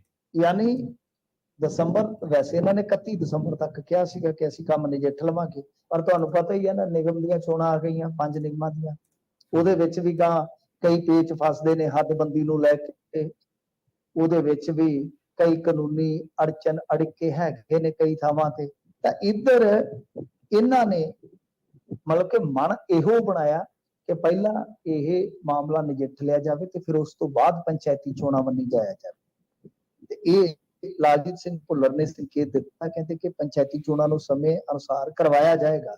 ਇਹਨਾਂ ਦੀ ਮਿਆਦ ਨਵੰਬਰ ਦਸੰਬਰ ਚ ਖਤਮ ਹੋ ਰਹੀ ਹੈ, ਮਤਲਬ ਕਿ ਭੰਗ ਕਰਨ ਦਾ ਸਮਾਂ ਨਵੰਬਰ ਦਸੰਬਰ ਚ ਆਏਗਾ। ਅੱਗੇ ਤਾਂ ਇਹਨਾਂ ਨੇ ਉਹ ਕਾਲੀ ਕਾਲੀ ਚ ਕਹਿ ਲਓ ਮਤਾ ਬਣਾ ਲਿਆ, ਪਰ ਕਹਿੰਦੇ ਕਿ ਦਸੰਬਰ ਚ ਚੋਣਾਂ ਸ਼ਾਇਦ ਹੀ ਕਰਵਾਈਆਂ ਜਾਣ। ਤੇ ਬਾਕੀ ਉਹ ਕਹਿੰਦੇ ਕਿ ਆਖਰੀ ਫੈਸਲਾ ਤੇ ਤੁਹਾਨੂੰ ਪਤਾ ਨਾ ਕਿੰਨੇ ਲੈਣਾ। ਹੁਣ ਇਹ ਨਾ ਕਹਿ ਦਿਓ ਕਿ ਦਿੱਲੀ ਵਾਲਿਆਂ ਨੇ ਲੈਣਾ, ਇਹ ਤੇ ਫੈਸਲਾ ਭਗਵੰਤ ਮਾਨ ਸਰਕਾਰ ਨੇ ਲੈਣਾ। ਤੇ ਉਹ ਕਹਿੰਦੇ ਆ ਕਿ ਇਸ ਲਈ ਸਮਾਂ ਆਉਣ ਤੇ ਤਿਆਰੀ ਤੇ ਚੋਣਾਂ ਦੀ ਤਰੀਕ ਦਾ ਐਲਾਨ ਕਰ ਦਿੱਤਾ ਜਾਏਗਾ। ਯਾਨੀ ਕੁੱਲ ਮਿਲਾ ਕੇ ਉਹਨਾਂ ਦਾ ਜਿਹੜਾ ਸੰਕੇਤ ਆ ਕਿ 31 ਦਸੰਬਰ ਤੱਕ ਪੰਚਾਇਤੀ ਚੋਣਾਂ ਦਾ ਨੇਪਰੇ ਚੜ੍ਹਨਾ ਲਗਭਗ ਅਸੰਭਵ ਹੈ। ਜਨਵਰੀ ਚ ਜਾਂਦੇ ਆ ਜਾਂ ਫਰਵਰੀ ਚ ਇਹ ਸਾਰਾ ਕੁਝ ਨੇਪਰੇ ਚਾੜਿਆ ਜਾਂਦਾ, ਇਸ ਬਾਰੇ ਵੀ ਅਨਿਸ਼ਚਿਤਤਾ ਹੈ, ਕੋਈ ਨਿਸ਼ਚਿਤ ਸਮਾਂ ਨਹੀਂ ਹੈ। ਸੋ ਸੰਕੇਤ ਹੈ ਕਿ ਸਾਰਾ ਕੁਝ ਜਿਹੜਾ ਹੈ ਉਹ ਦਸੰਬਰ ਚ ਤੇ ਨੇਪਰੇ ਚੜ੍ਹਨ ਵਾਲਾ ਨਹੀਂ ਹੈ। ਬਾਕੀ ਇਹ ਕਹਿੰਦੇ ਆ ਕਿ ਸਾਰਾ ਕੰਮ ਜਿਹੜਾ ਕਾਨੂੰਨੀ ਸਲਾਹ ਨਾਲ ਹੋਏਗਾ, ਕੋਈ ਕਸਰ ਨਹੀਂ ਛੱਡੀ ਜਾਏਗੀ। ਮਤਲਬ ਕਿ ਹੁਣ ਤੇ ਕਾਨੂੰਨੀ ਸਲਾਹ ਨਾਲ ਹੋਏਗਾ, ਕਿਉਂਕਿ ਅੱਗੇ ਥੋੜੀ ਹੋਈ ਆ। ਜੀ, ਤੇ ਝਿੜਕਾਂ ਤੋਂ ਬਾਅਦ ਕਹਿੰਦੇ ਡੀਜੀਪੀ ਸਾਹਿਬ ਵੀ ਹਰਕਤ ਦੇ ਵਿੱਚ ਆਇਆ ਜੀ। ਹਾਂਜੀ, ਦੇਖੋ ਇਹ ਹਾਈ ਕੋਰਟ ਦੇ ਵਿੱਚ ਮਾਮਲਾ ਚੱਲ ਗਿਆ ਸੀਗਾ ਨਾ, ਉਸ ਤੋਂ ਬਾਅਦ ਇਹਨਾਂ ਨੂੰ ਕਾਫੀ ਉੱਥੇ ਝਾੜ ਝੰਬ ਹੋਈ, ਮਾਫੀ ਤੱਕ ਮੰਗਣੀ ਪਈ। ਹੁਣ ਇਸ ਮੁਤਲਕ ਐਕਸ਼ਨ ਸ਼ੁਰੂ ਹੋ ਗਿਆ। ਦੱਸਦੇ ਆ ਕਿ ਇਸ ਮਾਮਲੇ ਦੇ ਵਿੱਚ ਜਿਹੜੇ ਜਾਂਚ ਅਧਿਕਾਰੀ ਹੁੰਦੇ ਆ, ਆਈਓ ਜਿਨ੍ਹਾਂ ਨੂੰ ਆਪਾਂ ਕਹਿ ਦਿੰਦੇ ਆ, ਕਿ ਉਹਨਾਂ ਤੇ ਜੋ ਤਲਖ ਟਿੱਪਣੀ ਕੀਤੀ ਗਈ ਆ, ਤਾਂ ਉਸ ਤੋਂ ਬਾਅਦ ਡੀਜੀਪੀ ਜਿਹੜੇ ਉੱਥੇ ਮਾਫੀ ਮੰਗ ਕੇ ਆਏ, ਤਾਂ ਇਹਨਾਂ ਨੇ ਇੱਕ ਦਿਸ਼ਾ ਨਿਰਦੇਸ਼ ਜਾਰੀ ਕਰ ਦਿੱਤਾ ਕਿ ਹੁਣ ਜਾਂਚ ਅਧਿਕਾਰੀਆਂ ਦੀ ਜ਼ਿੰਮੇਵਾਰੀ ਹੋਏਗੀ ਕਿ ਫੋਰੈਂਸਿਕ ਰਿਪੋਰਟ ਸਮੇਂ ਤੇ ਮੰਗਾਓ। ਇਹਦੇ ਨਾਲ ਹੀ ਐਨਡੀਪੀਐਸ ਐਕਟ ਦੇ ਤਹਿਤ ਦਰਜ ਮਾਮਲੇ ਦੇ ਵਿੱਚ ਕੋਰਟ 'ਚ ਹਰ ਪੇਸ਼ੀ ਤੇ ਉਹ ਹਾਜ਼ਰ ਹੋ। ਤੇ ਇਹ ਸਾਰਾ ਕੁਝ ਜਿਹੜਾ ਆ ਉਹ ਇਹਨਾਂ ਨੇ ਐਸਐਸਪੀਜ਼ ਨੂੰ ਲਿਖ ਦਿੱਤਾ ਵਾ, ਯਾਨੀ ਜ਼ਿਲ੍ਹਾ ਪੁਲਿਸ ਮੁਖੀ ਜਿੰਨੇ ਹੈਗੇ ਆ, ਕਿ ਭਾਈ ਆਪੋ ਆਪਣੇ ਜ਼ਿਲ੍ਹੇ ਦੇ ਵਿੱਚ ਇਹ ਦੋ ਚੀਜ਼ਾਂ ਯਕੀਨੀ ਬਣਾ ਲਓ। ਇੱਕ ਤੇ ਇਹ ਆ ਕਿ ਫੋਰੈਂਸਿਕ, ਜੋ ਵੀ ਫੋਰੈਂਸਿਕ ਦਾ ਮਤਲਬ ਕਿਸੇ ਦਾ ਕੋਈ ਮੋਬਾਈਲ ਹੈ, ਕਿਸੇ ਦਾ ਕੋਈ ਹੋਰ ਹੈ, ਇਹਦੇ ਵਿੱਚ ਕਿਉਂਕਿ ਸੈਂਪਲਿੰਗ ਹੁੰਦੀ ਆ, ਫਿਰ ਉਹ ਲੈਬੋਰੇਟਰੀ ਚੋਂ ਚੈੱਕ ਹੁੰਦਾ ਕਿ ਵਾਕਿਆ ਜੋ ਨਸ਼ਾ ਦਾਵਾ ਕੀਤਾ ਗਿਆ ਉਹੀ ਹੈ, ਕੁਝ ਹੋਰ ਤਾਂ ਨਹੀਂ ਹੈ। ਸੋ ਇਹ ਸਾਰੀਆਂ ਚੀਜ਼ਾਂ ਕਹਿੰਦੇ ਕਿ ਸਮੇਂ ਸਿਰ ਹੋਣਗੀਆਂ। ਤੇ ਦੂਜਾ ਇਹ ਆ ਕਿ ਪੇਸ਼ੀ ਤੇ ਹਾਜ਼ਰੀ ਯਕੀਨੀ ਹੋਏਗੀ। ਦੇਖੋ, ਮੈਂ ਸ਼ਾਇਦ ਅੱਗੇ ਵੀ ਤੁਹਾਡੇ ਨਾਲ ਗੱਲ ਕਰਕੇ ਤੁਹਾਨੂੰ ਦੱਸਿਆ ਸੀਗਾ ਕਿ ਕਈ ਸਮੱਸਿਆਵਾਂ ਨੇ, ਕੋਈ ਇੱਕ ਸਮੱਸਿਆ ਨਹੀਂ ਹੈਗੀ। ਬਸ ਉਹੀ ਗੱਲ ਹੈ ਕਿ ਉੱਥੋਂ ਝਿੜਕਾਂ ਖਾ ਕੇ ਆਏ ਤੇ ਇਹਨਾਂ ਨੇ ਹੇਠਲਿਆਂ ਨੂੰ ਹੁਕਮ ਕਰ ਦਿੱਤਾ, ਪਰ ਸਮੱਸਿਆ ਤਾਂ ਜਿਉਂ ਦੀ ਤਿਉਂ ਆ ਨਾ। ਮੰਨ ਲਓ ਉਹੀ ਥਾਣੇਦਾਰ ਲਾਅ ਐਂਡ ਆਰਡਰ ਸੰਭਾਲ ਰਿਹਾ ਤੇ ਉਹੀ ਆਈਓ ਆ, ਥਾਣੇ ਦੇ ਵਿੱਚ ਐਕਸਪਰਟੀ ਉਹਦੀ ਆ, ਤਾਂ ਉਹ ਮੰਨ ਲਓ ਹੁਣ ਉਸ ਦਿਨ ਜਿਸ ਦਿਨ ਉਹਦੀ ਪੇਸ਼ੀ ਆ, ਜੇ ਕੋਈ ਲਾਅ ਐਂਡ ਆਰਡਰ ਦੀ ਸਥਿਤੀ ਵਿਗੜਦੀ ਹੈ, ਸੰਭਾਲਣ ਵਾਸਤੇ ਜਾਏਗਾ ਕਿ ਤਰੀਕ ਤੇ ਹਾਜ਼ਰ ਹੋਣ ਵਾਸਤੇ ਜਾਏਗਾ। ਸੋ ਗੱਲ ਉੱਥੇ ਦੀ ਉੱਥੇ ਆ। ਇੱਥੇ ਭਾਰਤ ਦੇ ਵਿੱਚ ਬੜਾ ਕਹਿ ਲਓ ਕਿ ਕੁਚੱਜਾ ਜਿਹਾ ਕੰਮ ਆ ਕਿ ਐਵੇਂ ਉੱਤੋਂ ਪੱਤੇ ਜੇ ਛਾਂਗੀ ਜਾਂਦੇ ਆ, ਟਾਹਣੀਆਂ ਜੀਆਂ ਜਿਹੜੀਆਂ ਉਹ ਛਿੱਲੀ ਜਾਂਦੇ ਆ, ਜੜ ਤੱਕ ਨਹੀਂ ਆਪੜਦੇ। ਗੱਲ ਤੇ ਇਹ ਵੀ ਕਹਿਣ ਵਾਲੀ ਆ ਨਾ, ਤੁਸੀਂ ਕੋਰਟ ਦੇ ਵਿੱਚ ਵੀ ਸਗੋਂ ਰੱਖਦੇ, ਪਰ ਕੋਰਟ ਦੇ ਵਿੱਚ ਰੱਖ ਕੇ ਕੀ ਸਗੋਂ ਫਟਕਾਰਾਂ ਤੇ ਇਹਨਾਂ ਨੂੰ ਪੈਣੀਆਂ। ਸਰਕਾਰ ਦੇ ਸਾਹਮਣੇ ਕਿਉਂ ਨਹੀਂ ਜੇ ਰੱਖਦੇ ਤੁਸੀਂ? ਤੇ ਸਾਡੀ ਬੇਸਿਕ ਸਮੱਸਿਆ ਇਹ ਆ ਕਿ ਸਾਡੇ ਕੋਲ ਜਿਹੜੇ ਐਨਡੀਪੀਐਸ ਤੇ ਲੀਗਲ ਐਕਸਪਰਟ ਨੇ ਭਾਈ ਉਹ ਥੋੜੇ ਆ। ਹੁਣ ਜੇ ਡੀਜੀਪੀ ਸਰਕਾਰ ਕੋਲ ਗੱਲ ਨਹੀਂ ਰੱਖ ਸਕਦਾ ਤੇ ਫਿਰ ਹੁਣ ਕਿਹਨੂੰ ਕਹੀਏ ਜੀ, ਹੁਣ ਕਿਹਨੂੰ ਕਹੀਏ? ਇਹ ਤੇ ਹੁਣ ਬੜੀ ਅਜੀਬੋ-ਗਰੀਬ ਜਿਹੀ ਪਰਿਸਥਿਤੀ ਹੈ ਕਿ ਤੁਸੀਂ ਆਪਣੀ ਪੁਲਿਸ ਫੋਰਸ ਦੀ ਜਾਂ ਤੇ ਅਸਲ ਸਮੱਸਿਆ ਦੀ ਨਿਸ਼ਾਨਦੇਹੀ ਨਹੀਂ ਕਰ ਪਾ ਰਹੇ ਤੇ ਜਾਂ ਤੁਸੀਂ ਕਹਿ ਨਹੀਂ ਪਾ ਰਹੇ। ਜੀ। ਤੇ ਪੱਛਮੀ ਬੰਗਾਲ ਦੇ ਕਾਫੀ ਜਿਹੜੇ ਇੱਕ ਪੋਲੀਟੀਸ਼ੀਅਨ ਨੇ ਬੀਬੀ ਮਹੁਆ ਮੋਇਤਰਾ, ਉਹਨਾਂ ਦੇ ਉੱਤੇ ਕਾਫੀ ਰਾਜ ਸਭਾ ਮੈਂਬਰ, ਹਾਂਜੀ, ਉਹਨਾਂ ਦੇ ਉੱਤੇ ਕਾਫੀ ਗੰਭੀਰ ਦੋਸ਼ ਲੱਗੇ ਮਿੰਟੂ ਜੀ। ਹਾਂਜੀ। ਦੇਖੋ, ਇਹ ਤ੍ਰਿਣਮੂਲ ਤੋਂ ਨੇ। ਦੂਜੀ ਗੱਲ, ਇਹ ਬੈਂਕਰ ਸੀਗੇ ਜੀ, ਤੇ ਜਿਹੜੇ ਬੈਂਕਰ ਹੁੰਦੇ ਤੁਹਾਨੂੰ ਪਤਾ ਹੈ ਉਹਨਾਂ ਦੀ ਇਕਨੋਮੀ ਤੇ ਫਾਈਨੈਂਸ ਦੇ ਮੁੱਦਿਆਂ ਤੇ ਬਹੁਤ ਜ਼ਿਆਦਾ ਪਕੜ ਹੁੰਦੀ ਹੈ। ਤੇ ਇਹ ਜਿਹੜੀ ਬੀਬੀ ਮਹੁਆ ਮੋਇਤਰਾ ਹੈ, ਇਹ ਤੇ ਵੈਸੇ ਵੀ ਬੁਲਾਰਨ ਵੀ ਬਹੁਤ ਤਗੜੀ ਹੈ, ਤਰਜ਼ਮਾਨ ਵੀ ਬਹੁਤ ਤਗੜੀ ਹੈ। ਹੁਣ ਇਹਦੇ ਤੇ ਜਿਹੜਾ ਦੋਸ਼ ਲੱਗਾ ਹੈ, ਨਿਸ਼ੀਕਾਂਤ ਦੁਬੇ ਨੇ ਲਿਖਤੀ ਸ਼ਿਕਾਇਤ ਜਿਹੜੀ ਸੌਰੀ ਲੋਕ ਸਭਾ ਮੈਂਬਰ ਹੈ ਰਾਜ ਸਭਾ ਦੇ, ਤਾਂ ਲੋਕ ਸਭਾ ਦੇ ਜਿਹੜਾ ਹੈਗਾ ਪ੍ਰਧਾਨ ਕਹਿ ਲਓ ਜਾਂ ਲੋਕ ਸਭਾ ਦਾ ਜਿਹੜਾ ਸਪੀਕਰ ਆ, ਉਹਨੂੰ ਚਿੱਠੀ ਲਿਖ ਕੇ ਦੋਸ਼ ਲਾਏ ਆ ਕਿ ਸਦਨ 'ਚ 61 ਸਵਾਲ ਹੋਣ ਤੱਕ ਜਿਹੜੇ ਬੀਬੀ ਮਹੁਆ ਨੇ ਪੁੱਛਿਆ, ਉਹਨਾਂ ਚੋਂ 50 ਇੱਕੋ ਉਦਯੋਗ ਪਤੀ ਦੇ ਨਾਲ ਜੁੜੇ ਆ, ਯਾਨੀ ਉਹਦੇ ਵਾਸਤੇ ਫਾਇਦੇਮੰਦ ਆ ਕਿ ਇੱਕ ਕਾਰਪੋਰੇਟ ਘਰਾਣੇ ਨੂੰ ਫਸਾ ਕੇ ਦੂਸਰੇ ਨੂੰ ਉਸੇ ਬਦਨਾਮੀ ਦਾ ਫਾਇਦਾ ਪਹੁੰਚਾਉਣਾ ਤੇ ਉਹਦੇ ਬਦਲੇ ਰਕਮ ਹਾਸਲ ਕਰਨੀ ਤੇ ਜਾਂ ਤੋਹਫੇ ਵਸੂਲ ਪਾਉਣੇ, ਇਹ ਸਾਰਾ ਕੰਮ ਹੈ। ਤੇ ਗੱਲ ਇਹ ਹੈ ਕਿ ਕੁਝ ਸਵਾਲਾਂ ਨੂੰ ਕਹਿੰਦੇ ਕਿ ਜੋੜਿਆ ਜਾਂਦਾ ਹੈ ਅਦਾਨੀ ਗਰੁੱਪ ਦੇ ਨਾਲ, ਮੈਂ ਜਿਵੇਂ ਤੁਹਾਨੂੰ ਦੱਸਿਆ। ਹੁਣ ਬੀਬੀ ਮਹੁਆ ਮੋਹਿਤਰਾ ਕਹਿੰਦੀ ਕਿ ਸਾਰਾ ਕੁਝ ਤੁਹਾਡੇ ਕੋਲ ਹੈ, ਤੁਸੀਂ ਜਾਂਚ ਪੜਤਾਲ ਕਰਵਾ ਲਓ, ਕਿਉਂਕਿ ਇਸ ਬੀਬੀ ਨੇ ਬਹੁਤ ਵਾਰੀ ਸਰਕਾਰ ਨੂੰ ਘੇਰਿਆ ਸਦਨ ਦੇ ਅੰਦਰ। ਮੈਂ ਜਿਵੇਂ ਤੁਹਾਨੂੰ ਦੱਸਿਆ ਜਾਣਕਾਰੀ ਵੀ ਤਗੜੀ ਹੁੰਦੀ ਹੈ ਜਿਸ ਬੰਦੇ ਕੋਲ, ਤੇ ਦੂਸਰਾ ਉਹਦੇ ਕੋਲ ਸ਼ਬਦ ਭੰਡਾਰ ਅੱਛਾ ਹੈ ਨਾ, ਤਾਂ ਫਿਰ ਉਹ ਬਹਿ ਜਾ ਕਰਵਾ ਹੀ ਦਿੰਦਾ ਹੈ। ਹੁਣ ਇਹ ਬੀਬੀ ਕਹਿੰਦੀ ਆ ਕਿ ਮੇਰਾ ਮੂੰਹ ਬੰਦ ਕਰਵਾਉਣ ਵਾਸਤੇ ਇਹ ਕੁਝੀਆਂ ਹਰਕਤਾਂ ਕੀਤੀਆਂ ਜਾ ਰਹੀਆਂ। ਗੱਲ ਇਹ ਆ ਕਿ ਚਲੋ ਇਹਦੇ ਵਿੱਚ ਜੇ ਕੋਈ ਇਸ ਤਰ੍ਹਾਂ ਦੀ ਚਾਲਬਾਜ਼ੀ ਹੈ ਤਾਂ ਬਹੁਤ ਗਲਤ ਹੈ ਕਿ ਤੁਸੀਂ ਕਿਸੇ ਬੁਲੰਦ ਆਵਾਜ਼ ਨੂੰ ਦਬਾਉਣ ਵਾਸਤੇ ਇਹੋ ਜਿਹੇ ਹੋਸ਼ੇ ਹੱਥ ਕੰਡਿਆਂ ਤੇ ਪਹੁੰਚ ਗਏ ਜੀ। ਪਰ ਇੰਡੀਆ ਦੇ ਵਿੱਚ ਇਹ ਚੀਜ਼ ਵਾਪਰ ਚੁੱਕੀ ਹੈ। ਇਹਦੇ ਵਿੱਚ ਤੇ ਹੁਣ ਮੈਨੂੰ ਨਹੀਂ ਲੱਗਦਾ ਕੋਈ ਤੱਤ, ਇੱਕ ਅੰਦਾਜ਼ਾ ਹੈ ਜੀ 61 ਚੋਂ 50 ਸਵਾਲ ਪੁੱਛੇ, ਇੱਕ ਵਕੀਲ ਨੇ ਇਹਨਾਂ ਸਵਾਲਾਂ ਦਾ ਵਿਸ਼ਲੇਸ਼ਣ ਕੀਤਾ ਵਗੈਰਾ ਵਗੈਰਾ, ਚਲੋ ਕੀਤਾ ਹੋਏਗਾ, ਪਰ ਜਾਂਚ ਪੜਤਾਲ ਹਾਲੇ ਪੂਰੀ ਹੋਣੀ ਬਾਕੀ ਆ। ਪਰ ਔਨ ਕੈਮਰਾ 10-12 ਮੈਂਬਰ ਪਾਰਲੀਮੈਂਟ 2005 ਦੇ ਵਿੱਚ ਫਸ ਗਏ ਸੀ ਕੈਮਰੇ ਤੇ, ਸਵਾਲ ਬਦਲੇ ਪੈਸੇ ਵਸੂਲ ਕਰਦੇ ਤੇ ਜਿਨ੍ਹਾਂ ਚੋਂ 4-5 ਭਾਜਪਾ ਦੇ ਸੀ ਜੀ। ਇਹ ਇੰਡੀਆ ਦੀ ਪੋਲਿਟੀ ਦੇ ਹਿਸਟਰੀ ਦੇ ਵਿੱਚ ਇਹ ਵਾਪਰ ਚੁੱਕੇ ਨੇ ਇਹੋ ਜਿਹੇ ਕਾਂਡ।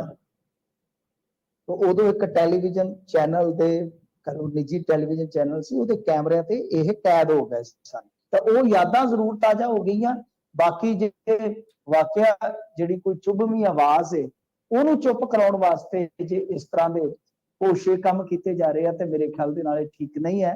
ਡੈਮੋਕ੍ਰੇਸੀ ਦੇ ਵਿੱਚ ਇਸ ਤਰ੍ਹਾਂ ਦੀਆਂ ਆਵਾਜ਼ਾਂ ਜੋ ਜਾਣਕਾਰੀ ਭਰਪੂਰ ਨੇ ਉਹ ਬੁਲੰਦ ਰਹਿਣ ਤੇ ਬਿਹਤਰ ਆ। ਜੀ ਜੀ ਮਿੰਟੂ ਜੀ, ਇਹਨਾਂ ਖਾਸ ਖਬਰਾਂ ਤੇ ਖਾਸ ਜਾਣਕਾਰੀਆਂ ਦੇ ਲਈ ਤੁਹਾਡਾ ਬਹੁਤ ਬਹੁਤ ਧੰਨਵਾਦ ਜੀ। ਜੀ ਪ੍ਰੋਗਰਾਮ ਖਬਰ ਤੇ ਨਜ਼ਰ ਦੇ ਪਹਿਲੇ ਹਿੱਸੇ ਦੇ ਵਿੱਚ ਆਪਣੇ ਨਾਲ ਜੁੜੇ ਸਨ ਮਿੰਟੂ ਗੁਰਸਰੀਆ ਜੀ, ਜਿਨ੍ਹਾਂ ਦੇ ਨਾਲ ਆਪਾਂ ਕਈ ਅਹਿਮ ਖਬਰਾਂ ਨੂੰ ਲੈ ਕੇ ਚਰਚਾ ਕੀਤੀ ਹੈ। ਵੇਲਾ ਹੋ ਗਿਆ ਇੱਕ ਬ੍ਰੇਕ ਦੇ ਲਈ ਰੁਕਣ ਦਾ। ਬ੍ਰੇਕ ਤੋਂ ਪਾਰ ਖਬਰਾਂ ਹੋਰ ਵੀ ਨੇ ਜਿਨ੍ਹਾਂ ਤੇ ਚਰਚਾ ਕਰਾਂਗੇ। ਜਲਦ ਵਾਪਸੀ ਇੱਕ ਬ੍ਰੇਕ ਤੋਂ ਬਾਅਦ। ਜੁੜੇ ਰਹੋ ਪੰਜਾਬੀ ਰੇਡੀਓ USA ਦੇ ਨਾਲ।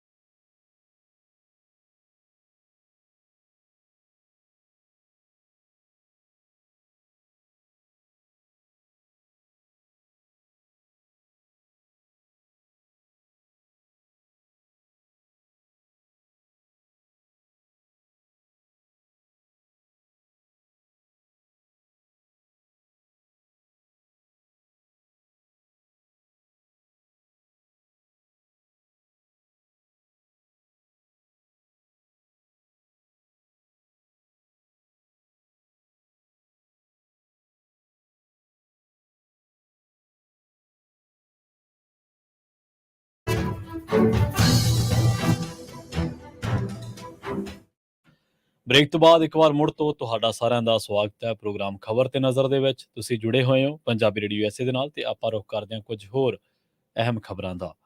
ਰੁਕ ਕਰਾਂਗੇ ਲੁਧਿਆਣਾ ਦਾ। ਸ਼੍ਰੋਮਣੀ ਅਕਾਲੀ ਦਲ ਦੇ ਪ੍ਰਧਾਨ ਸੁਖਬੀਰ ਸਿੰਘ ਬਾਦਲ ਨੇ ਇਹ ਗੱਲ ਕਹੀ ਹੈ ਕਿ ਪੰਜਾਬ ਦੇ ਮੁੱਖ ਮੰਤਰੀ ਭਗਵੰਤ ਮਾਨ ਦਿੱਲੀ ਦੇ ਆਪਣੇ ਹਮਰੁਤਬਾ ਅਰਵਿੰਦ ਕੇਜਰੀਵਾਲ ਦੇ ਕਥਿਤ ਇਸ਼ਾਰੇ ਤੇ ਪੰਜਾਬ ਦਾ ਨੁਕਸਾਨ ਕਰ ਰਹੇ ਨੇ, ਜਦਕਿ ਅਕਾਲੀ ਦਲ ਨੇ ਹਮੇਸ਼ਾ ਪੰਜਾਬ ਦੇ ਹੱਕਾਂ ਦੀ ਲੜਾਈ ਲੜੀ ਹੈ ਅਤੇ ਭਵਿੱਖ ਦੇ ਵਿੱਚ ਵੀ ਲੜਦਾ ਰਹੇਗਾ। ਮਾਡਲ ਟਾਊਨ ਸਥਿਤ ਸਾਬਕਾ ਮੰਤਰੀ ਮਹੇਸ਼ਿੰਦਰ ਸਿੰਘ ਗਰੇਵਾਲ ਦੀ ਰਿਹਾਇਸ਼ ਤੇ ਮੀਡੀਆ ਦੇ ਨਾਲ ਗੱਲਬਾਤ ਉਹ ਕਰ ਰਹੇ ਸਨ। ਇਸ ਤੋਂ ਪਹਿਲਾਂ ਉਹਨਾਂ ਨਗਰ ਨਿਗਮ ਚੋਣਾਂ ਸੰਬੰਧੀ ਵਰਕਰਾਂ ਦੇ ਨਾਲ ਗੱਲਬਾਤ ਕੀਤੀ ਅਤੇ ਉਹਨਾਂ ਨੂੰ ਕਮਰ ਕੱਸੇ ਕਰਕੇ ਮੈਦਾਨ ਦੇ ਵਿੱਚ ਨਿੱਤਰਨ ਦੇ ਲਈ ਆਖਿਆ। ਸੁਖਬੀਰ ਸਿੰਘ ਬਾਦਲ ਨੇ ਕਿਹਾ ਕਿ ਅਕਾਲੀ ਦਲ ਐਸਵਾਈਐਲ ਦੇ ਮੁੱਦੇ ਤੇ ਮੁੱਖ ਮੰਤਰੀ ਦੇ ਨਾਲ ਕਿਸੇ ਵੀ ਤਰ੍ਹਾਂ ਦੀ ਬਹਿਸ ਕਰਨ ਦੇ ਹੱਕ ਦੇ ਵਿੱਚ ਨਹੀਂ, ਬਲਕਿ ਅਕਾਲੀ ਦਲ ਪੰਜਾਬ ਦੇ ਸਾਰੇ ਮੁੱਦਿਆਂ ਦੇ ਹੱਲ ਦੇ ਲਈ ਵਚਨਬੱਧ ਹੈ। ਉਹਨਾਂ ਕਿਹਾ ਕਿ ਭਗਵੰਤ ਮਾਨ ਵੱਲੋਂ ਅਰਵਿੰਦ ਕੇਜਰੀਵਾਲ ਦੇ ਇਸ਼ਾਰੇ ਤੇ ਹੀ ਐਸਵਾਈਐਲ ਦੇ ਮੁੱਦੇ ਤੇ ਡਰਾਮੇਬਾਜ਼ੀ ਕੀਤੀ ਜਾ ਰਹੀ ਹੈ। ਸਾਬਕਾ ਉਪ ਮੁੱਖ ਮੰਤਰੀ ਨੇ ਆਖਿਆ ਕਿ ਭਗਵੰਤ ਮਾਨ ਨੇ ਪੰਜਾਬ ਦਾ ਭਵਿੱਖ ਤਬਾਹ ਕਰ ਦਿੱਤਾ ਹੈ ਅਤੇ ਉਹ ਹਰ ਮਸਲੇ ਤੇ ਸਮਝੌਤਾ ਕਰਦੇ ਰਹੇ ਨੇ ਅਤੇ ਜੋ ਕੇਜਰੀਵਾਲ ਚਾਹੁੰਦੇ ਨੇ ਉਹ ਮਾਨ ਉਹਨਾਂ ਦੇ ਮੁਤਾਬਕ ਹੀ ਸਰਕਾਰ ਚਲਾ ਰਹੇ ਨੇ, ਕਿਉਂਕਿ ਉਹਨਾਂ ਨੇ ਪੰਜਾਬ ਦਾ ਭਵਿੱਖ ਕੇਜਰੀਵਾਲ ਦੇ ਹੱਥਾਂ ਦੇ ਵਿੱਚ ਸੌਂਪਿਆ ਹੋਇਆ ਅਤੇ ਕੇਜਰੀਵਾਲ ਹੀ ਪੰਜਾਬ ਦੇ ਅਸਲੀ ਮੁੱਖ ਮੰਤਰੀ ਨੇ। ਉਹਨਾਂ ਕਿਹਾ ਕਿ ਭਗਵੰਤ ਮਾਨ ਦੀ ਕਹਿਣੀ ਅਤੇ ਕਰਨੀ ਦੇ ਵਿੱਚ ਬਹੁਤ ਫਰਕ ਹੈ। ਇਹ ਤਾਂ ਉਹ ਗੱਲ ਹੈ ਜਿਹੜੀ ਸੁਖਬੀਰ ਸਿੰਘ ਬਾਦਲ ਨੇ ਕਹੀ ਹੈ। ਪਰ ਜੇ ਹੁਣ ਆਪਾਂ ਉਹਨਾਂ ਤੱਥਾਂ ਵੱਲ ਜਾਈਏ ਜਿਹੜਾ ਇਤਿਹਾਸ ਹੈ ਦੱਸਦਾ ਜਾਂ ਜਿਹੜੇ ਇਤਿਹਾਸ ਦੇ ਵਿੱਚ ਹਵਾਲੇ ਆਉਂਦੇ ਨੇ। 1976 ਦੇ ਵਿੱਚ ਇੰਦਰਾ ਗਾਂਧੀ ਆਪਣਾ ਅਵਾਰਡ ਸੁਣਾਉਂਦੀ ਹੈ। ਪੰਜਾਬ ਦੇ ਪਾਣੀਆਂ ਦੇ ਉੱਤੇ, ਪੰਜਾਬ ਦੇ ਹੱਕ ਦੇ ਉੱਤੇ ਜਿਹੜਾ ਇੱਕ ਪਾਸੜ ਫੈਸਲਾ ਲਿਆ ਕੇ ਉਹ ਜਿਹੜਾ ਡਾਕੇ ਦਾ ਕਹਿ ਲਓ, ਲੁੱਟ ਦਾ ਕਹਿ ਲਓ, ਉਹ ਰਾਹ ਪੱਧਰਾ ਹੋ ਜਾਂਦਾ ਹੈ। ਇੰਦਰਾ ਗਾਂਧੀ ਕੌਣ ਸੀ? ਕਾਂਗਰਸ ਦੀ ਪ੍ਰਧਾਨ ਮੰਤਰੀ ਸੀ। 1978 ਦੇ ਵਿੱਚ ਬਾਦਲ ਸਾਹਿਬ ਦੀ ਸਰਕਾਰ ਬਣਦੀ ਹੈ ਤੇ ਇਹ ਗੱਲ ਆਉਣ ਦੀ ਰਿਕਾਰਡ ਹੈ। ਇਹਨਾਂ ਨੇ ਚੈੱਕ ਮੋੜੇ ਵੀ ਹੈ ਬਾਅਦ ਦੇ ਵਿੱਚ ਕਰੋੜਾਂ ਰੁਪਏ ਦੇ, ਖਣੀ 80 ਲੱਖ ਰੁਪਏ ਦੇ, ਕਿ ਜਿਹੜਾ ਚੌਧਰੀ ਦੇਵੀ ਲਾ ਲਓ, ਉਹ ਗੱਲ ਇਹ ਕਹਿੰਦਾ ਕਿ ਪ੍ਰਕਾਸ਼ ਸਿੰਘ ਬਾਦਲ ਰਾਜ਼ੀ ਹੋ ਗਏ ਨੇ ਨਹਿਰ ਬਣਾਉਣ ਦੇ ਲਈ ਤੇ ਅਸੀਂ ਹੁਣ ਨਹਿਰ ਬਣਾਵਾਂਗੇ, ਹਰਿਆਣੇ ਨੂੰ ਪਾਣੀ ਲਿਆਵਾਂਗੇ ਤੇ ਨਾਲ ਹੀ ਇਹ ਵੀ ਗੱਲ ਹੈ ਕਿ ਜ਼ਮੀਨ ਦੀ ਐਕਵਾਇਰ ਕਰਨ ਦੇ ਲਈ, ਨਹਿਰ ਦੇ ਲਈ ਜ਼ਮੀਨ ਐਕਵਾਇਰ ਕਰਨ ਦਾ ਜਿਹੜਾ ਨੋਟੀਫਿਕੇਸ਼ਨ ਜਾਰੀ ਹੋਇਆ ਸੀ ਉਹ ਅਕਾਲੀ ਦਲ ਦੇ ਰਾਜ ਦੇ ਵਿੱਚ ਹੀ ਹੋਇਆ ਸੀਗਾ। ਅਕਾਲੀ ਦਲ ਨੇ ਉਹਨੂੰ ਸਹਿਮਤੀ ਦਿੱਤੀ ਸੀ। ਹੁਣ ਅਕਾਲੀ ਦਲ ਵਾਲੇ ਕਹਿਣਗੇ ਕਿ ਇਸ ਤਰ੍ਹਾਂ 2016 ਦੇ ਵਿੱਚ ਨਹਿਰ ਜਿਹੜੀ ਜ਼ਮੀਨ ਆ ਉਹ ਵਾਪਸ ਕਰ ਦਿੱਤੀ, ਪਰ ਜ਼ਮੀਨ ਤਾਂ ਵਾਪਸ ਕਰ ਦਿੱਤੀ, ਪਰ ਕੀ ਤੁਸੀਂ ਐਸਵਾਈਐਲ ਦਾ ਕੋਈ ਹੱਲ ਕੀਤਾ? ਜੇ ਹੁਣ ਆਪਾਂ ਕਹੀਏ ਕਿ ਅਸੀਂ ਤਾਂ ਜੀ ਕਿਸੇ ਗੱਲ ਦੇ ਲਈ ਗੁਨਾਹਗਾਰ ਹਾਂ, ਬਾਅਦ ਦੇ ਵਿੱਚ ਅਸੀਂ ਕਹੀਏ ਜੀ ਅਸੀਂ ਤਾਂ ਉਹ ਗੱਲ ਕਰਤੀ ਸੀ, ਪਰ ਕੀ ਉਹ ਗੁਨਾਹ ਮਾਫ ਹੋ ਗਿਆ ਜਾਂ ਉਹ ਗੁਨਾਹ ਸਾਫ਼ ਹੋ ਗਿਆ? ਉਹ ਗੁਨਾਹ ਤਾਂ ਉੱਦਾਂ ਹੀ ਖੜਾ ਨਾ। ਐਸਵਾਈਐਲ ਤਾਂ ਖੜੀ ਹੈ ਤੇ ਕੇਂਦਰੀ ਟੀਮਾਂ ਆ ਰਹੀਆਂ ਨੇ। ਦੂਜੀ ਗੱਲ, ਰਾਜੀਵ ਲੌਂਗੋਵਾਲ ਜਿਹੜਾ ਅਕੋਰਡ ਆ ਉਹਨੂੰ ਤੁਸੀਂ ਪੜ੍ਹ ਕੇ ਵੇਖੋਗੇ ਤਾਂ ਉਹਦੇ ਵਿੱਚ ਵੀ ਐਸਵਾਈਐਲ ਨੂੰ ਬਣਾਉਣ ਨੂੰ ਮਨਜ਼ੂਰੀ ਦਿੱਤੀ ਗਈ ਹੈ ਤੇ ਉਹ ਉਸ ਅਕੋਰਡ ਦੇ ਉੱਤੇ ਅਕਾਲੀ ਦਲ ਦਾ ਕੀ ਸਟੈਂਡ ਹੈ ਅਕਾਲੀ ਦਲ ਸਪਸ਼ਟ ਕਰੇ, ਕਿਉਂਕਿ ਉਹਦੇ ਵਿੱਚ ਇਹ ਗੱਲ ਸਾਫ਼ ਲਿਖੀ ਗਈ ਹੈ ਕਿ ਚੰਡੀਗੜ੍ਹ ਪੰਜਾਬ ਨੂੰ ਮਿਲੂਗਾ ਤੇ ਐਸਵਾਈਐਲ ਤੁਹਾਨੂੰ ਬਣਾਉਣੀ ਪਊਗੀ। ਚੰਡੀਗੜ੍ਹ ਤਾਂ ਪੰਜਾਬ ਨੂੰ ਨਾ ਮਿਲਿਆ, ਨਾ ਕੋਈ ਗੱਲ ਕਰਦਾ, ਚੰਡੀਗੜ੍ਹ ਦੀ ਤਾਂ ਕਰਦਾ ਵੀ ਨਹੀਂ ਗੱਲ, ਤੇ ਪਰ ਐਸਵਾਈਐਲ ਦਾ ਜਿਹੜਾ ਪੰਜਾਬ ਸਿਰ ਵਿਪਤਾ ਹੈ, ਮੁਸੀਬਤ ਹੈ, ਉਹ ਓਡੀ ਵੱਡੀ ਖੜੀ ਹੈ।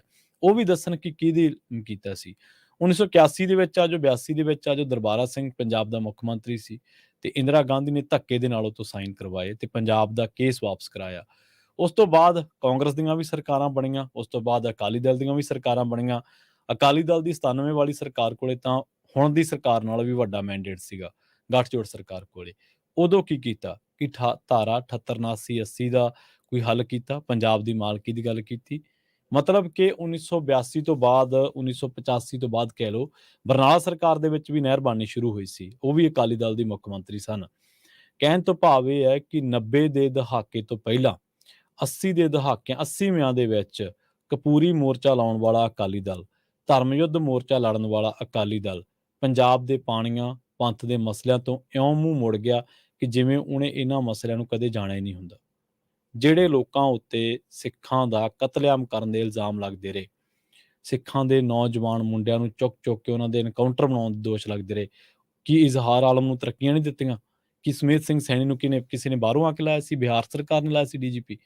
ਸੋ ਇਹ ਸਾਰੇ ਮਸਲੇ ਤੁਹਾਨੂੰ ਐਡਰੈਸ ਕਰਨੇ ਪੈਣਗੇ ਜੇਕਰ ਤੁਸੀਂ ਫਿਊਚਰ ਉੱਤੇ ਕਿਸੇ ਤਰੀਕੇ ਦੀ ਉਂਗਲੀ ਚੁੱਕਦੇ ਹੋ ਤਾਂ ਇਤਿਹਾਸ ਤੁਹਾਨੂੰ ਮਾਫ ਨਹੀਂ ਕਰਦਾ। ਇਤਿਹਾਸ ਦੇ ਵਿੱਚ ਬਹੁਤ ਸਾਰੀਆਂ ਖੁਨਾਮੀਆਂ ਹੋਈਆਂ ਨੇ। ਸੁਖਬੀਰ ਸਿੰਘ ਬਾਦਲ ਨੇ ਵੀ ਪਿਛਲੇ ਦਿਨਾਂ ਦੇ ਵਿੱਚ ਇਹ ਗੱਲ ਮੰਨੀ ਸੀਗੀ ਕਿ ਸਾਡੇ ਤੋਂ ਸਭ ਤੋਂ ਵੱਡੀ ਗਲਤੀ ਕਿ ਸਾਡੀ ਸਰਕਾਰ ਦੇ ਵਿੱਚ ਬੇਅਦਬੀਆਂ ਹੋਈਆਂ, ਪਰ ਉਸ ਤੋਂ ਵੀ ਵੱਡੀ ਗਲਤੀ ਉਹ ਕਦੇ ਇਕਬਾਲ ਨਹੀਂ ਕਰਦੇ। ਉਸ ਤੋਂ ਵੀ ਵੱਡੀ ਗਲਤੀ 2 ਸਿੱਖਾਂ ਉੱਤੇ ਗੋਲੀ ਚੱਲੀ, ਉਹਨਾਂ ਦੀ ਸ਼ਹੀਦੀ ਹੋਈ। ਉਸ ਤੋਂ ਵੀ ਵੱਡੀ ਗਲਤੀ ਡੇਰਾ ਮੁਖੀ ਦੇ ਮਾਮਲੇ ਦੇ ਵਿੱਚ ਗੁਰਮੁਖ ਸਿੰਘ ਦੇ ਬਿਆਨ, ਤੁਸੀਂ ਗਿਆਨੀ ਗੁਰਮੁਖ ਸਿੰਘ ਜੀ, ਉਹਨਾਂ ਦੇ ਬਿਆਨ ਤੁਸੀਂ ਕੱਢ ਕੇ ਪੜ੍ਹੋਗੇ, ਤੁਹਾਨੂੰ ਸਾਰਾ ਕੁਝ ਸਾਫ਼ ਹੋ ਜਾਊਗਾ ਕਿ ਬੰਬੇ ਦੇ ਵਿੱਚ ਕਿਹਨੇ ਮੀਟਿੰਗਾਂ ਕੀਤੀਆਂ, ਕਿਹਦੇ ਨਾਲ ਮੀਟਿੰਗਾਂ ਹੋਈਆਂ, ਉੱਥੇ ਕੌਣ-ਕੌਣ ਸੀ, ਸ੍ਰੀ ਅਕਾਲ ਤਖ਼ਤ ਸਾਹਿਬ ਤੋਂ ਚਿੱਠੀ ਕਿਹਨੇ ਲਿਖੀ, ਕਿਵੇਂ ਲਿਖੀ। ਇਹ ਤਾਂ ਰਹੀ ਅਕਾਲੀ ਦਲ ਦੀ ਗੱਲ। ਹੁਣ ਅੱਜ ਉਹ ਜਿਹੜੀ ਮੌਜੂਦਾ ਸਰਕਾਰ ਆ, ਉਹਦੀ ਗੱਲ। ਸਭ ਤੋਂ ਪਹਿਲਾਂ ਸਰਕਾਰ ਇਹ ਸਪਸ਼ਟ ਕਰੇ ਕਿ ਅਸੀਂ ਸੁਪਰੀਮ ਕੋਰਟ ਦੇ ਵਿੱਚ ਗੱਲ ਕੀ ਕਹੀ ਹੈ। ਸਰਕਾਰ ਨੇ ਹਾਲੇ ਤੱਕ ਵੀ, ਸੁਪਰੀਮ ਕੋਰਟ ਨੇ ਜਿਹੜੀ ਡਾਇਰੈਕਸ਼ਨ ਦਿੱਤੀ ਹੈ, ਸੁਪਰੀਮ ਕੋਰਟ ਨੇ ਜਿਹੜੇ ਹੁਕਮ ਜਾਰੀ ਕੀਤੇ ਨੇ, ਔਨ ਦੀ ਰਿਕਾਰਡ ਨੇ, ਤੁਸੀਂ ਪੜ੍ਹ ਸਕਦੇ ਹੋ। ਉਹਨਾਂ ਨੇ ਕਿਹਾ ਹੈ ਕਿ ਨਹਿਰ ਦੀ ਜਿਹੜੀ ਹਾਲਤ ਹੈ, ਨਹਿਰ ਜੋ ਉੱਥੇ ਸਥਿਤੀ ਹੈ, ਉਹ ਇੱਕ ਤਾਂ ਸਥਿਤੀ ਸਪਸ਼ਟ ਕਰੋ। ਇੱਕ ਨਹਿਰ ਦੀ ਉਸਾਰੀ ਹੋਣੀ ਚਾਹੀਦੀ ਹੈ। ਪਾਣੀ ਕਿਹਦਾ, ਪਾਣੀ ਕਦੋਂ ਜਾਣਾ, ਇਹ ਬਾਅਦ 'ਚ ਤੈਅ ਹੋਊਗਾ। ਕਦੇ ਦੁਨੀਆ ਦੇ ਵਿੱਚ ਤੁਸੀਂ ਕੋਈ ਇਹੋ ਜਿਹਾ ਫੈਸਲਾ ਦੇਖਿਆ ਵਾ ਕਿ ਜਿੱਥੇ ਇਹ ਗੱਲ ਹੋਵੇ ਕਿ ਬਈ ਚੀਜ਼ ਦੇਣੀ ਆ ਜਾਂ ਨਹੀਂ ਦੇਣੀ, ਉਹ ਬਾਅਦ ਦੇ ਵਿੱਚ ਤੈਅ ਹੋਣੀ ਹੈ। ਚੀਜ਼ ਵਾਧੂ ਹੈਗੀ ਵੀ ਹੈ ਕਿ ਨਹੀਂ ਹੈਗੀ, ਉਹ ਬਾਅਦ ਦੇ ਵਿੱਚ ਤੈਅ ਹੋਣੀ ਹੈ। ਪਰ ਪਹਿਲਾਂ ਇਹ ਤੈਅ ਹੋਣੀ ਹੈ ਕਿ ਆਹ ਚੀਜ਼ ਬਈ ਫਲਾਂ ਬੰਦੇ ਨੂੰ ਦਿੱਤੀ ਜਾਣੀ ਹੈ ਤੇ ਆਹ ਨਹਿਰ, ਜੇਕਰ ਤੁਸੀਂ ਪਾਣੀ ਦੀ ਪਮੈਸ਼ ਹੀ ਕਰਾਉਣੀ ਹੈ, ਸੁਪਰੀਮ ਕੋਰਟ ਦੇ ਲਈ ਇਹ ਗੱਲ ਆ ਆਪਣੀ, ਜੇਕਰ ਤੁਸੀਂ ਪੰਜਾਬ ਨੂੰ ਹੱਕ ਦੇਣਾ ਚਾਹੁੰਦੇ ਹੋ, ਤਾਂ ਪਹਿਲਾਂ ਇਹ ਕਿਉਂ ਨਹੀਂ ਤੈਅ ਕੀਤਾ ਜਾਂਦਾ ਕਿ ਕੀ ਵਾਕਈ ਪੰਜਾਬ ਕੋਲੇ ਪਾਣੀ ਹੈ ਦੇਣ ਨੂੰ ਕਿ ਨਹੀਂ ਹੈ। ਤੁਸੀਂ ਨਹਿਰ ਬਣਾ ਕੇ ਕੀ ਕਰਨੀ ਹੈ? ਜੇ ਪਾਣੀ ਨਾ ਹੋਇਆ, ਜੇ ਆਲਰੇਡੀ ਉਹਨਾਂ ਪਾਣੀ ਜਾ ਹੀ ਰਿਹਾ ਹੋਇਆ ਵੱਖ-ਵੱਖ ਸਰੋਤਾਂ ਦੇ ਰਾਹੀਂ, ਵੱਖ-ਵੱਖ ਰਾਹਾਂ ਦੇ ਰਾਹੀਂ, ਤਾਂ ਫਿਰ ਤੁਸੀਂ ਨਹਿਰ ਬਣਾ ਕੇ ਕਰਨੀ ਕੀ ਹੈ? ਸੋ ਨਹਿਰ ਟੋਟਲੀ ਇੱਕ ਪੋਲੀਟੀਕਲ ਡਰਾਮੇਬਾਜ਼ੀ ਹੈ। ਕੇਂਦਰ ਸਰਕਾਰ ਪੰਜਾਬ ਦੀ ਅੱਜ ਨਹੀਂ, ਆਪਾਂ ਜਿਵੇਂ ਜ਼ਿਕਰ ਕੀਤਾ, ਬਾਂਹ ਮਰੋੜੀ ਤੁਰੇ ਆਉਂਦੇ ਆ, ਬਾਂਹ ਮਰੋੜੀ ਤੁਰੇ ਆਉਂਦੇ ਆ। ਪਰ ਸਾਡੇ ਆਪਣੇ ਕਿੱਥੇ ਖੜੇ ਨੇ? ਸਾਡੇ ਆਪਣਿਆਂ ਦਾ ਤਾਂ ਫਰਜ਼ ਬਣਦਾ ਸੀ ਨਾ ਪੰਜਾਬ ਪੱਖੀ ਹੋ ਕੇ ਲੜਾਈ ਲੜਨ ਦਾ। ਹੁਣ ਜਿਹੜੀ ਅੱਜ ਦੀ ਸਰਕਾਰ ਹੈ, ਇਹਨਾਂ ਦੀ ਕੋਠੀ ਦੇ ਵਿੱਚ ਬਹਿ ਕੇ ਹੀ ਇਹਨਾਂ ਦੀ ਪਾਰਟੀ ਵਾਲੇ ਹਰਿਆਣੇ ਦਾ ਪੱਖ ਪੂਰ ਰਹੇ ਨੇ। ਉਹ ਕਹਿੰਦੇ ਕਿ ਪਾਣੀ ਅਸੀਂ ਲੈ ਕੇ ਜਾਵਾਂਗੇ। ਹੁਣ ਇਹ ਸਪਸ਼ਟ ਕਿਉਂ ਨਹੀਂ ਕਰਦੇ ਕਿ ਭਾਈ ਪੰਜਾਬ ਦੀਆਂ ਕੋਠੀਆਂ 'ਚ ਬਹਿ ਕੇ ਬੰਦੇ ਪ੍ਰੈਸ ਕਾਨਫਰੰਸਾਂ ਕਰੀ ਜਾਂਦੇ ਆ। ਆਪਾਂ ਅਕਾਲੀ ਦਲ ਨੂੰ ਤਾਂ ਕਹਿ ਦਿੰਦੇ ਹਾਂ, ਅਕਾਲੀ ਦਲ ਨੇ ਤਾਂ ਜੋ ਆਪਾਂ ਉਹ ਇਤਿਹਾਸ ਦੇ ਵਿੱਚ ਜੋ ਕੁਛ ਹੋਇਆ ਉਹ ਦੱਸ ਦਿੰਦੇ ਹਾਂ, ਆਪਾਂ ਹਰ ਵਾਰੀ ਦੱਸ ਦਿੰਦੇ ਹਾਂ, ਕਿਉਂਕਿ ਚੀਜ਼ਾਂ ਰਟੀਆਂ ਪਈਆਂ ਨੇ ਸਾਰਿਆਂ ਦੇ ਪੋਟਿਆਂ ਉੱਤੇ। ਇਹ ਨਹੀਂ ਗੇ ਕਿ ਆਪਾਂ ਨੂੰ ਸਾਰੇ ਲੋਕਾਂ ਨੂੰ ਹੀ ਪਤਾ ਹੈ। ਪਰ ਮੌਜੂਦਾ ਸਰਕਾਰ ਕੀ ਕਰ ਰਹੀ ਹੈ? ਮੌਜੂਦਾ ਸਰਕਾਰ ਨੇ ਪਾਣੀ ਦੀ ਪਮੈਸ਼ ਨੂੰ ਲੈ ਕੇ, ਮੌਜੂਦਾ ਸਰਕਾਰ ਨੇ ਪਾਣੀ ਦੇ ਹੱਕ ਨੂੰ ਲੈ ਕੇ, ਧਾਰਾ 5 ਨੂੰ ਲੈ ਕੇ, ਹਾਲਾਂਕਿ ਉਹ ਅਕਾਲੀ ਦਲ ਦਾ ਵਾਅਦਾ ਸੀਗਾ ਕਿ ਧਾਰਾ 5 ਨੂੰ ਅਸੀਂ ਰੱਦ ਕਰਵਾਵਾਂਗੇ, ਉਹਦੇ 'ਚ ਪੰਜਾਬ ਦਾ ਪੱਖ ਪਾਵਾਂਗੇ।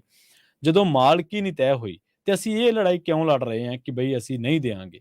ਅਸੀਂ ਪਹਿਲਾਂ ਮਾਲਕ ਤਾਂ ਬਣੀਏ ਨਾ ਪਾਣੀ ਦੇ। ਅਸੀਂ ਧਾਰਾ 78, 79, 80 ਜਿਹੜੀ ਕਿ 66 ਦੇ ਐਕਟ ਦੇ ਵਿੱਚ ਆ, ਜਿੱਥੇ ਮਾਲਕੀ ਨਹੀਂ ਤੈਅ ਹੋਈ ਪੰਜਾਬ ਦੀ, ਅਸੀਂ ਮਾਲਕੀ ਤਾਂ ਤੈਅ ਕਰਾਈਏ। ਜਦੋਂ ਅਸੀਂ ਮਾਲਕ ਬਣ ਗਏ ਫਿਰ ਮਾਲਕੀ ਤੈਅ ਕਰਦਾ ਨਾ। ਅੱਜ ਅਸੀਂ ਕਹਿੰਦੇ ਹਾਂ ਜੀ ਟ੍ਰਿਬਿਊਨਲ ਬਣਾ ਲਓ, ਜੀ ਫਲਾਨਾ ਬਣਾ ਲਓ। ਟ੍ਰਿਬਿਊਨਲ ਬਣਾਏ ਤਾਂ ਹੈ, ਇਰਾਡੀ ਟ੍ਰਿਬਿਊਨਲ ਪੜ੍ਹ ਲਓ ਉੱਥੇ ਜਾ ਕੇ, ਇਰਾਡੀ ਟ੍ਰਿਬਿਊਨਲ ਨੇ ਕੀ ਕਿਹਾ ਸੀ।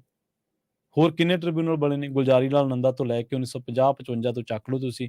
ਉਸ ਤੋਂ ਬਾਅਦ ਜਿੰਨੇ ਟ੍ਰਿਬਿਊਨਲ ਬਣੇ, ਜੋ ਸਿਫਾਰਸ਼ਾਂ ਹੋਈਆਂ, ਸਿਫਾਰਸ਼ਾਂ ਹੁੰਦੀਆਂ ਰਹੀਆਂ, ਪਰ ਜਿਹੜੀਆਂ ਪੰਜਾਬ ਦੇ ਪੱਖ ਵਾਲੀਆਂ ਸੀ ਉਹ ਦਰਕਿਨਾਰ ਹੁੰਦੀਆਂ ਰਹੀਆਂ। ਜਿਹੜੀਆਂ ਦੂਜੇ ਪੱਖ ਦੀਆਂ ਸੀ, ਜਿਹੜੀਆਂ ਕੇਂਦਰੀ ਸੱਤਾ ਨੂੰ ਮਾਫਕ ਸੀਗੀਆਂ ਜਾਂ ਜਿਹੜੀਆਂ ਪੰਜਾਬ ਦੇ ਉਲਟ ਭੁਗਤਦੀਆਂ ਸੀਗੀਆਂ ਸਿਆਸਤ ਕਰਕੇ, ਤਾਂ ਉਹ ਉਧਰ ਨੂੰ ਜਾਂਦੀਆਂ ਰਹੀਆਂ। ਉਹ ਸਗੋਂ ਹਾਵੀ ਹੋ ਗਈਆਂ। ਅੱਜ ਅਕਾਲੀ ਦਲ ਗੱਲ ਕਰਦਾ ਹੈ ਕਿ ਚੰਡੀਗੜ੍ਹ ਦੇਣ ਦਾ ਤੁਸੀਂ ਵਾਅਦਾ ਕੀਤਾ ਸੀ, SYL ਵਾਰੀ ਤਾਂ ਸਾਡੀ ਬਾਂਹ ਮਰੋੜ ਦਿੰਦੇ ਹੋ। ਚੰਡੀਗੜ੍ਹ ਵੀ ਦਿਓ, ਸਾਡਾ ਰੱਖੋ ਇੱਥੇ ਰਾਜਧਾਨੀ, ਚੱਕੋ ਆਪਦੇ ਸਾਰੇ ਦਫ਼ਤਰ, ਚੱਕੋ ਆਪਦੇ ਸਾਰੇ ਅਫਸਰ। ਸਾਡੇ ਵਹਿੰਦਿਆਂ ਸਾਡੀਆਂ ਵਜ਼ਾਰਤਾਂ ਦੇ ਵਿੱਚ ਚੰਡੀਗੜ੍ਹ ਤੇ ਸਾਡਾ ਹੱਕ ਹਕੂਕ ਗਿਆ, ਸਾਡਾ ਭਾਖੜੇ ਤੇ ਹੱਕ ਹਕੂਕ ਗਿਆ। ਅਸੀਂ ਸਿਰਫ ਸਟੇਜਾਂ ਤੋਂ ਰੌਲਾ ਪਾਉਂਦੇ ਰਹੇ। ਅਸੀਂ ਸਿਰਫ ਪੋਲੀਟੀਕਲ ਮਸਲਿਆਂ ਲਈ ਅਸੀਂ ਸਿਰਫ ਨਜ਼ਰੀ ਲੜਦੇ ਰਹੇ, ਔਰ ਇਹ ਵਹਿੰਦੇ ਸਾਡਾ ਸਾਰਾ ਕੁਝ ਪੰਜਾਬ ਦਾ ਗਿਆ। ਔਰ ਇੱਕ ਆਮ ਪੰਜਾਬੀ ਨੂੰ ਇਹਨਾਂ ਗੱਲਾਂ ਤੇ ਬਹੁਤ ਹਰਖ ਆਉਂਦਾ, ਇਹਨਾਂ ਗੱਲਾਂ ਤੇ ਬਹੁਤ ਗੁੱਸਾ ਆਉਂਦਾ, ਜਿਹਦੇ 'ਚ ਪੰਜਾਬ ਦੀ ਮਿੱਟੀ ਹੈ, ਜਿਹੜੇ ਬੰਦੇ 'ਚ ਪੰਜਾਬ ਦਾ ਪਾਣੀ ਹੈ, ਜਿਹੜੇ ਬੰਦੇ 'ਚ ਪੰਜਾਬ ਦੀ ਉਹ ਤਸੀਰ ਹੈ, ਉਹ ਬੰਦਾ ਇਹਨਾਂ ਤੇ ਗੁੱਸਾ ਕਰਦਾ, ਇਹਨਾਂ ਗੱਲਾਂ ਤੇ ਕਿ ਯਾਰ ਤੁਸੀਂ ਸਾਨੂੰ ਕਿਸੇ ਗੱਲ 'ਚ ਮਾਲਕੀ ਦਿੰਦੇ ਹੀ ਨਹੀਂ ਸਾਡੀ। ਤੁਸੀਂ ਸਾਨੂੰ ਕਿਸੇ ਗੱਲ 'ਚ ਕਹਿੰਦੇ ਨਹੀਂ ਕਿ ਹਾਂ ਪੰਜਾਬੀ। ਤੁਸੀਂ ਦੇਖ ਲਓ ਕੈਨੇਡਾ, ਭਾਰਤ, ਅਮਰੀਕਾ ਦੇ ਵਿੱਚ ਕੈਨੇਡਾ ਭਾਰਤ ਟਸਲ ਮਾਮਲੇ ਦੇ ਵਿੱਚ, ਤਣਾਅ ਦੇ ਵਿੱਚ, ਕਿ ਲੋਕ ਕਿਹਦੀ ਕਿਰਦਾਰਕੁਸ਼ੀ ਕਰਨ ਲੱਗੇ ਪਏ ਨੇ? ਪੰਜਾਬੀਆਂ ਦੀ, ਸਿੱਖਾਂ ਦੀ। ਉਹ ਭਲੇ ਮਾਨਸੋ, ਉਹਨਾਂ ਨੇ ਤਾਂ ਕੀਤਾ ਹੀ ਕੁਛ ਨਹੀਂ ਗਾ। ਇੱਕ ਐਲੀਗੇਸ਼ਨ ਲੱਗ ਰਿਹਾ, ਕੈਨੇਡਾ ਸਰਕਾਰ ਨੇ ਲਾਏ ਆ। ਚਲੋ ਪਹਿਲਾਂ ਆਪਾਂ ਸਿੱਖ ਦੋਸ਼ਾਂ ਨੂੰ ਤਾਂ ਮੰਨਿਆ ਹੀ ਨਹੀਂ ਹੋਣਾ। ਜਦੋਂ ਕੈਨੇਡਾ ਸਰਕਾਰ ਨੇ ਲਾਏ ਤੇ ਉਹਨਾਂ ਮਾਮਲਿਆਂ 'ਚ ਪੰਜਾਬ ਦਾ, ਪੰਜਾਬੀਆਂ ਦਾ ਤਾਂ ਕੋਈ ਰੋਲ ਹੀ ਨਹੀਂ ਹੈ। ਸਰਕਾਰ ਤੇ ਸਰਕਾਰ ਦਾ ਆਪਸੀ ਟਸਲ ਆ ਤੇ ਉਹ ਸਰਕਾਰਾਂ ਜਵਾਬ ਦੇਣ ਜੋ ਸਰਕਾਰਾਂ ਦੇ ਇਲਜ਼ਾਮ ਨੇ। ਤੇ ਪਰ ਕਿਰਦਾਰਕੁਸ਼ੀ ਪੰਜਾਬੀਅਤ ਦੀ ਕੀਤੀ ਜਾ ਰਹੀ ਹੈ। ਹੁਣ ਤੁਸੀਂ ਫਿਰ ਵੇਖ ਲਓ ਕਿ ਇੱਕ ਵਾਰੀ ਫਿਰ ਮੌਜੂਦਾ ਸਰਕਾਰ ਹੈ ਜਿਹੜੀ, ਭਗਵੰਤ ਮਾਨ ਸਰਕਾਰ ਹੈ, ਚਾਹੇ ਉਹ ਬਹਿਸਾਂ ਕਰਵਾਵੇ, ਕੁਛ ਕਰਵਾਵੇ, ਪਰ ਕੀ ਇਹ ਮਸਲਾ ਹੱਲ ਹੋਊਗਾ? ਕਿ ਕਾਨੂੰਨੀ ਤੌਰ ਤੇ ਸਾਡਾ ਪੱਖ ਮਜ਼ਬੂਤ ਹੋ ਰਿਹਾ? ਬਹਿਸ ਤਾਂ ਅਸੀਂ ਲੁਧਿਆਣੇ ਆਡੀਟੋਰੀਅਮ ਦੇ ਵਿੱਚ ਕਰ ਲਾਂਗੇ, ਪੁਰਾਣਿਆਂ ਨੂੰ ਐਕਸਪੋਜ਼ ਵੀ ਕਰ ਦਿਆਂਗੇ। ਉਹਦੇ ਨਾਲ ਹੋਊਗਾ ਕੀ? ਇਹ ਵੱਡਾ ਸਵਾਲ ਹੈ। ਚੀਜ਼ਾਂ ਸਰਕਾਰਾਂ ਇਕੱਲੀਆਂ ਇਹ ਨਹੀਂ ਹੁੰਦੀਆਂ ਕਿ ਸਰਕਾਰਾਂ ਨੇ ਐਲਾਨ ਕਰਤੇ, ਸਰਕਾਰਾਂ ਹਮੇਸ਼ਾ ਇਸ ਗੱਲ ਤੇ ਚੱਲਣੀਆਂ ਚਾਹੀਦੀਆਂ ਕਿ ਇਸ ਗੱਲ ਦਾ ਮੈਸੇਜ ਕੀ ਜਾਊਗਾ। ਸਰਕਾਰਾਂ ਦੇ ਥਿੰਕ ਟੈਂਕ ਹੁੰਦੇ ਨੇ, ਉਹਨਾਂ ਨੂੰ ਲੱਗਦਾ ਹੁੰਦਾ ਕਿ ਸਾਡਾ ਜੇ ਅਸੀਂ ਅੱਜ ਜੋ ਵੀ ਡਾਇਰੈਕਸ਼ਨ ਜਾਰੀ ਕਰਦੇ ਹਾਂ, ਉਸ ਮਾਮਲੇ ਦੇ ਵਿੱਚ ਉਹਦਾ ਇੰਪੈਕਟ ਕੀ ਪਊਗਾ, ਸਮਝੌਤਾ 'ਚ ਕੀ ਪ੍ਰਭਾਵ ਪਊਗਾ। ਸਮਝੌਤਾ 'ਚ ਕੀ ਪ੍ਰਭਾਵ ਪੈਣਾ, ਇੰਪੈਕਟ ਕੁਛ ਪੰਜਾਬੀ ਰੇਡੀਓ USA ਤੇ ਅੱਜ ਤੋਂ ਸਾਲ ਸਵਾ ਸਾਲ ਪਹਿਲਾਂ ਇੱਕ ਰਿਪੋਰਟ ਪਾਈ ਸੀ, ਹੈਡਰ ਵੀ ਉਹਦਾ ਤੁਹਾਨੂੰ ਮੈਂ ਚੇਤੇ ਕਰਵਾ ਦਿੰਦਾ ਕਿ ਜਿਹੜਾ ਇਹ ਗਵਰਨਰ ਹੈ, ਇਹਨੇ ਮਾਨ ਸਰਕਾਰ ਨੂੰ ਟਿਕਣ ਨਹੀਂ ਦੇਣਾ। ਪੰਜਾਬੀ ਰੇਡੀਓ USA ਦੇ ਫੇਸਬੁੱਕ ਤੇ YouTube ਤੇ ਜਾ ਕੇ ਤੁਸੀਂ ਅੱਜ ਵੀ ਤਕਰੀਬਨ 13-14 ਮਹੀਨੇ ਪਹਿਲਾਂ ਪਈ ਰਿਪੋਰਟ ਆ ਉਹ ਜਾ ਕੇ ਵੇਖੋਗੇ ਤਾਂ ਜੋ ਅੱਜ ਸੈਸ਼ਨ ਗੈਰ ਕਾਨੂੰਨੀ ਹੋ ਰਹੇ ਨੇ, ਜੋ ਅੱਜ ਸਰਹੱਦਾਂ ਤੇ ਜਾ ਕੇ ਉਹ ਵਾਰ-ਵਾਰ MLAs ਦਾ ਨਾਮ ਲੈ ਰਹੇ ਨੇ, ਸਾਡੇ ਰਾਜਪਾਲ ਸਾਹਿਬ, ਜੋ ਅੱਜ ਇਹਨਾਂ ਦੇ ਆਪਸੀ ਚਿੱਠੀਆਂ ਦਾ ਜੋ ਚੱਲ ਰਿਹਾ ਟਸਲਬਾਜ਼ੀ, ਜੋ ਵੀ ਹੋ ਰਿਹਾ, ਉਹ ਸਭ ਤੋਂ ਪਹਿਲਾਂ ਅਸੀਂ ਅੱਜ ਤੋਂ ਸਾਲ ਪਹਿਲਾਂ ਕਹਿੰਦਾ ਸੀਗਾ ਕਿ ਇਹਨਾਂ ਦੇ ਵਿੱਚ ਇੰਨੀ ਟਸਲਬਾਜ਼ੀ ਚੱਲਣੀ ਹੈ, ਇੰਨੀ ਟਸਲਬਾਜ਼ੀ ਚੱਲਣੀ ਹੈ, ਕਿਉਂਕਿ ਗਵਰਨਰ ਸਾਹਿਬ ਜਿਹੜੇ ਤਰੀਕੇ ਦੇ ਨਾਲ ਚੱਲ ਰਹੇ ਸੀਗੇ ਪਿਛਲੀਆਂ ਸਟੇਟਾਂ ਦੇ ਵਿੱਚ, ਉਹ ਵੀ ਪਤਾ ਸੀਗਾ।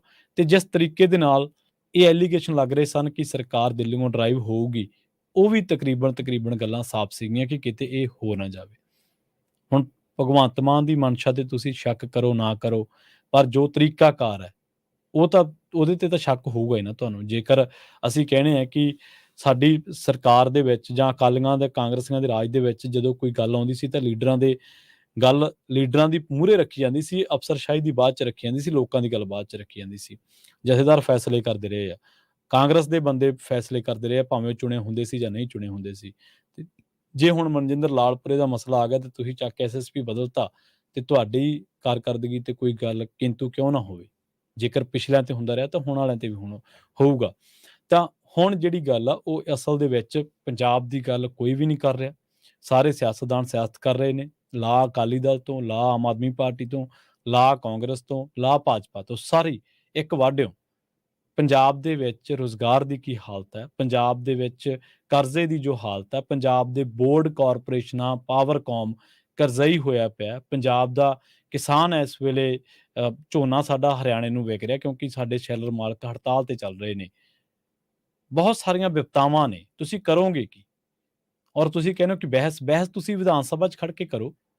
ਜਿਹੜਾ ਕੈਪਟਨ ਅਮਰਿੰਦਰ ਸਿੰਘ ਨੇ ਵਾਟਰ ਟਰਮੀਨੇਸ਼ਨ ਐਕਟ ਪਾਸ ਕੀਤਾ ਸੀ, ਉਹਨੂੰ ਲੱਗਦਾ ਸੀਗਾ ਕਿ ਉਹਨੇ ਕੁਛ ਹਾਲ ਦੀ ਘੜੀ ਕੁਛ ਮਸਲੇ ਹੱਲ ਕੀਤੇ, ਪਰ ਬਾਅਦ ਦੇ ਵਿੱਚ 2015-16 ਦੇ ਵਿੱਚ ਸੁਪਰੀਮ ਕੋਰਟ ਨੇ ਉਹਦੇ ਤੇ ਵੀ ਆਪਣੀ ਟਿੱਪਣੀ ਕਰਤੀ ਕਿ ਨਹੀਂ, ਇਹ ਵੈਲਿਡ ਨਹੀਂ। ਅਸਲ ਦੇ ਵਿੱਚ ਪੰਜਾਬ ਦੀ ਪਾਣੀ ਦੀ ਲੜਾਈ ਜਿਹੜੀਆਂ ਸਰਕਾਰਾਂ ਨੇ 75 ਤੋਂ ਪਹਿਲਾਂ ਅਕਾਲੀ ਦਲ ਨੇ ਲੜੀ ਜ਼ਰੂਰ ਕਿ ਪੰਜਾਬ ਨੂੰ ਪਾਣੀ ਮਿਲਣਾ ਚਾਹੀਦਾ, ਪਰ ਉਸ ਤੋਂ ਬਾਅਦ ਸੱਤਾ ਦੇ ਵਿੱਚ ਵਾਪਸੀ ਕਰਦੇ ਹੀ ਉਹਨਾਂ ਚੀਜ਼ਾਂ ਤੋਂ ਪਲਟਿਆ। ਸੋ ਸਭ ਤੋਂ ਪਹਿਲਾਂ ਜੇ ਪੰਜਾਬ ਦੇ ਪਾਣੀ ਦੀ ਜਦੋਂ ਗੱਲ ਹੋਗੀ ਤਾਂ ਸਭ ਤੋਂ ਪਹਿਲਾਂ ਮਾਲਕੀ ਤੈਅ ਹੋਣੀ ਚਾਹੀਦੀ ਹੈ।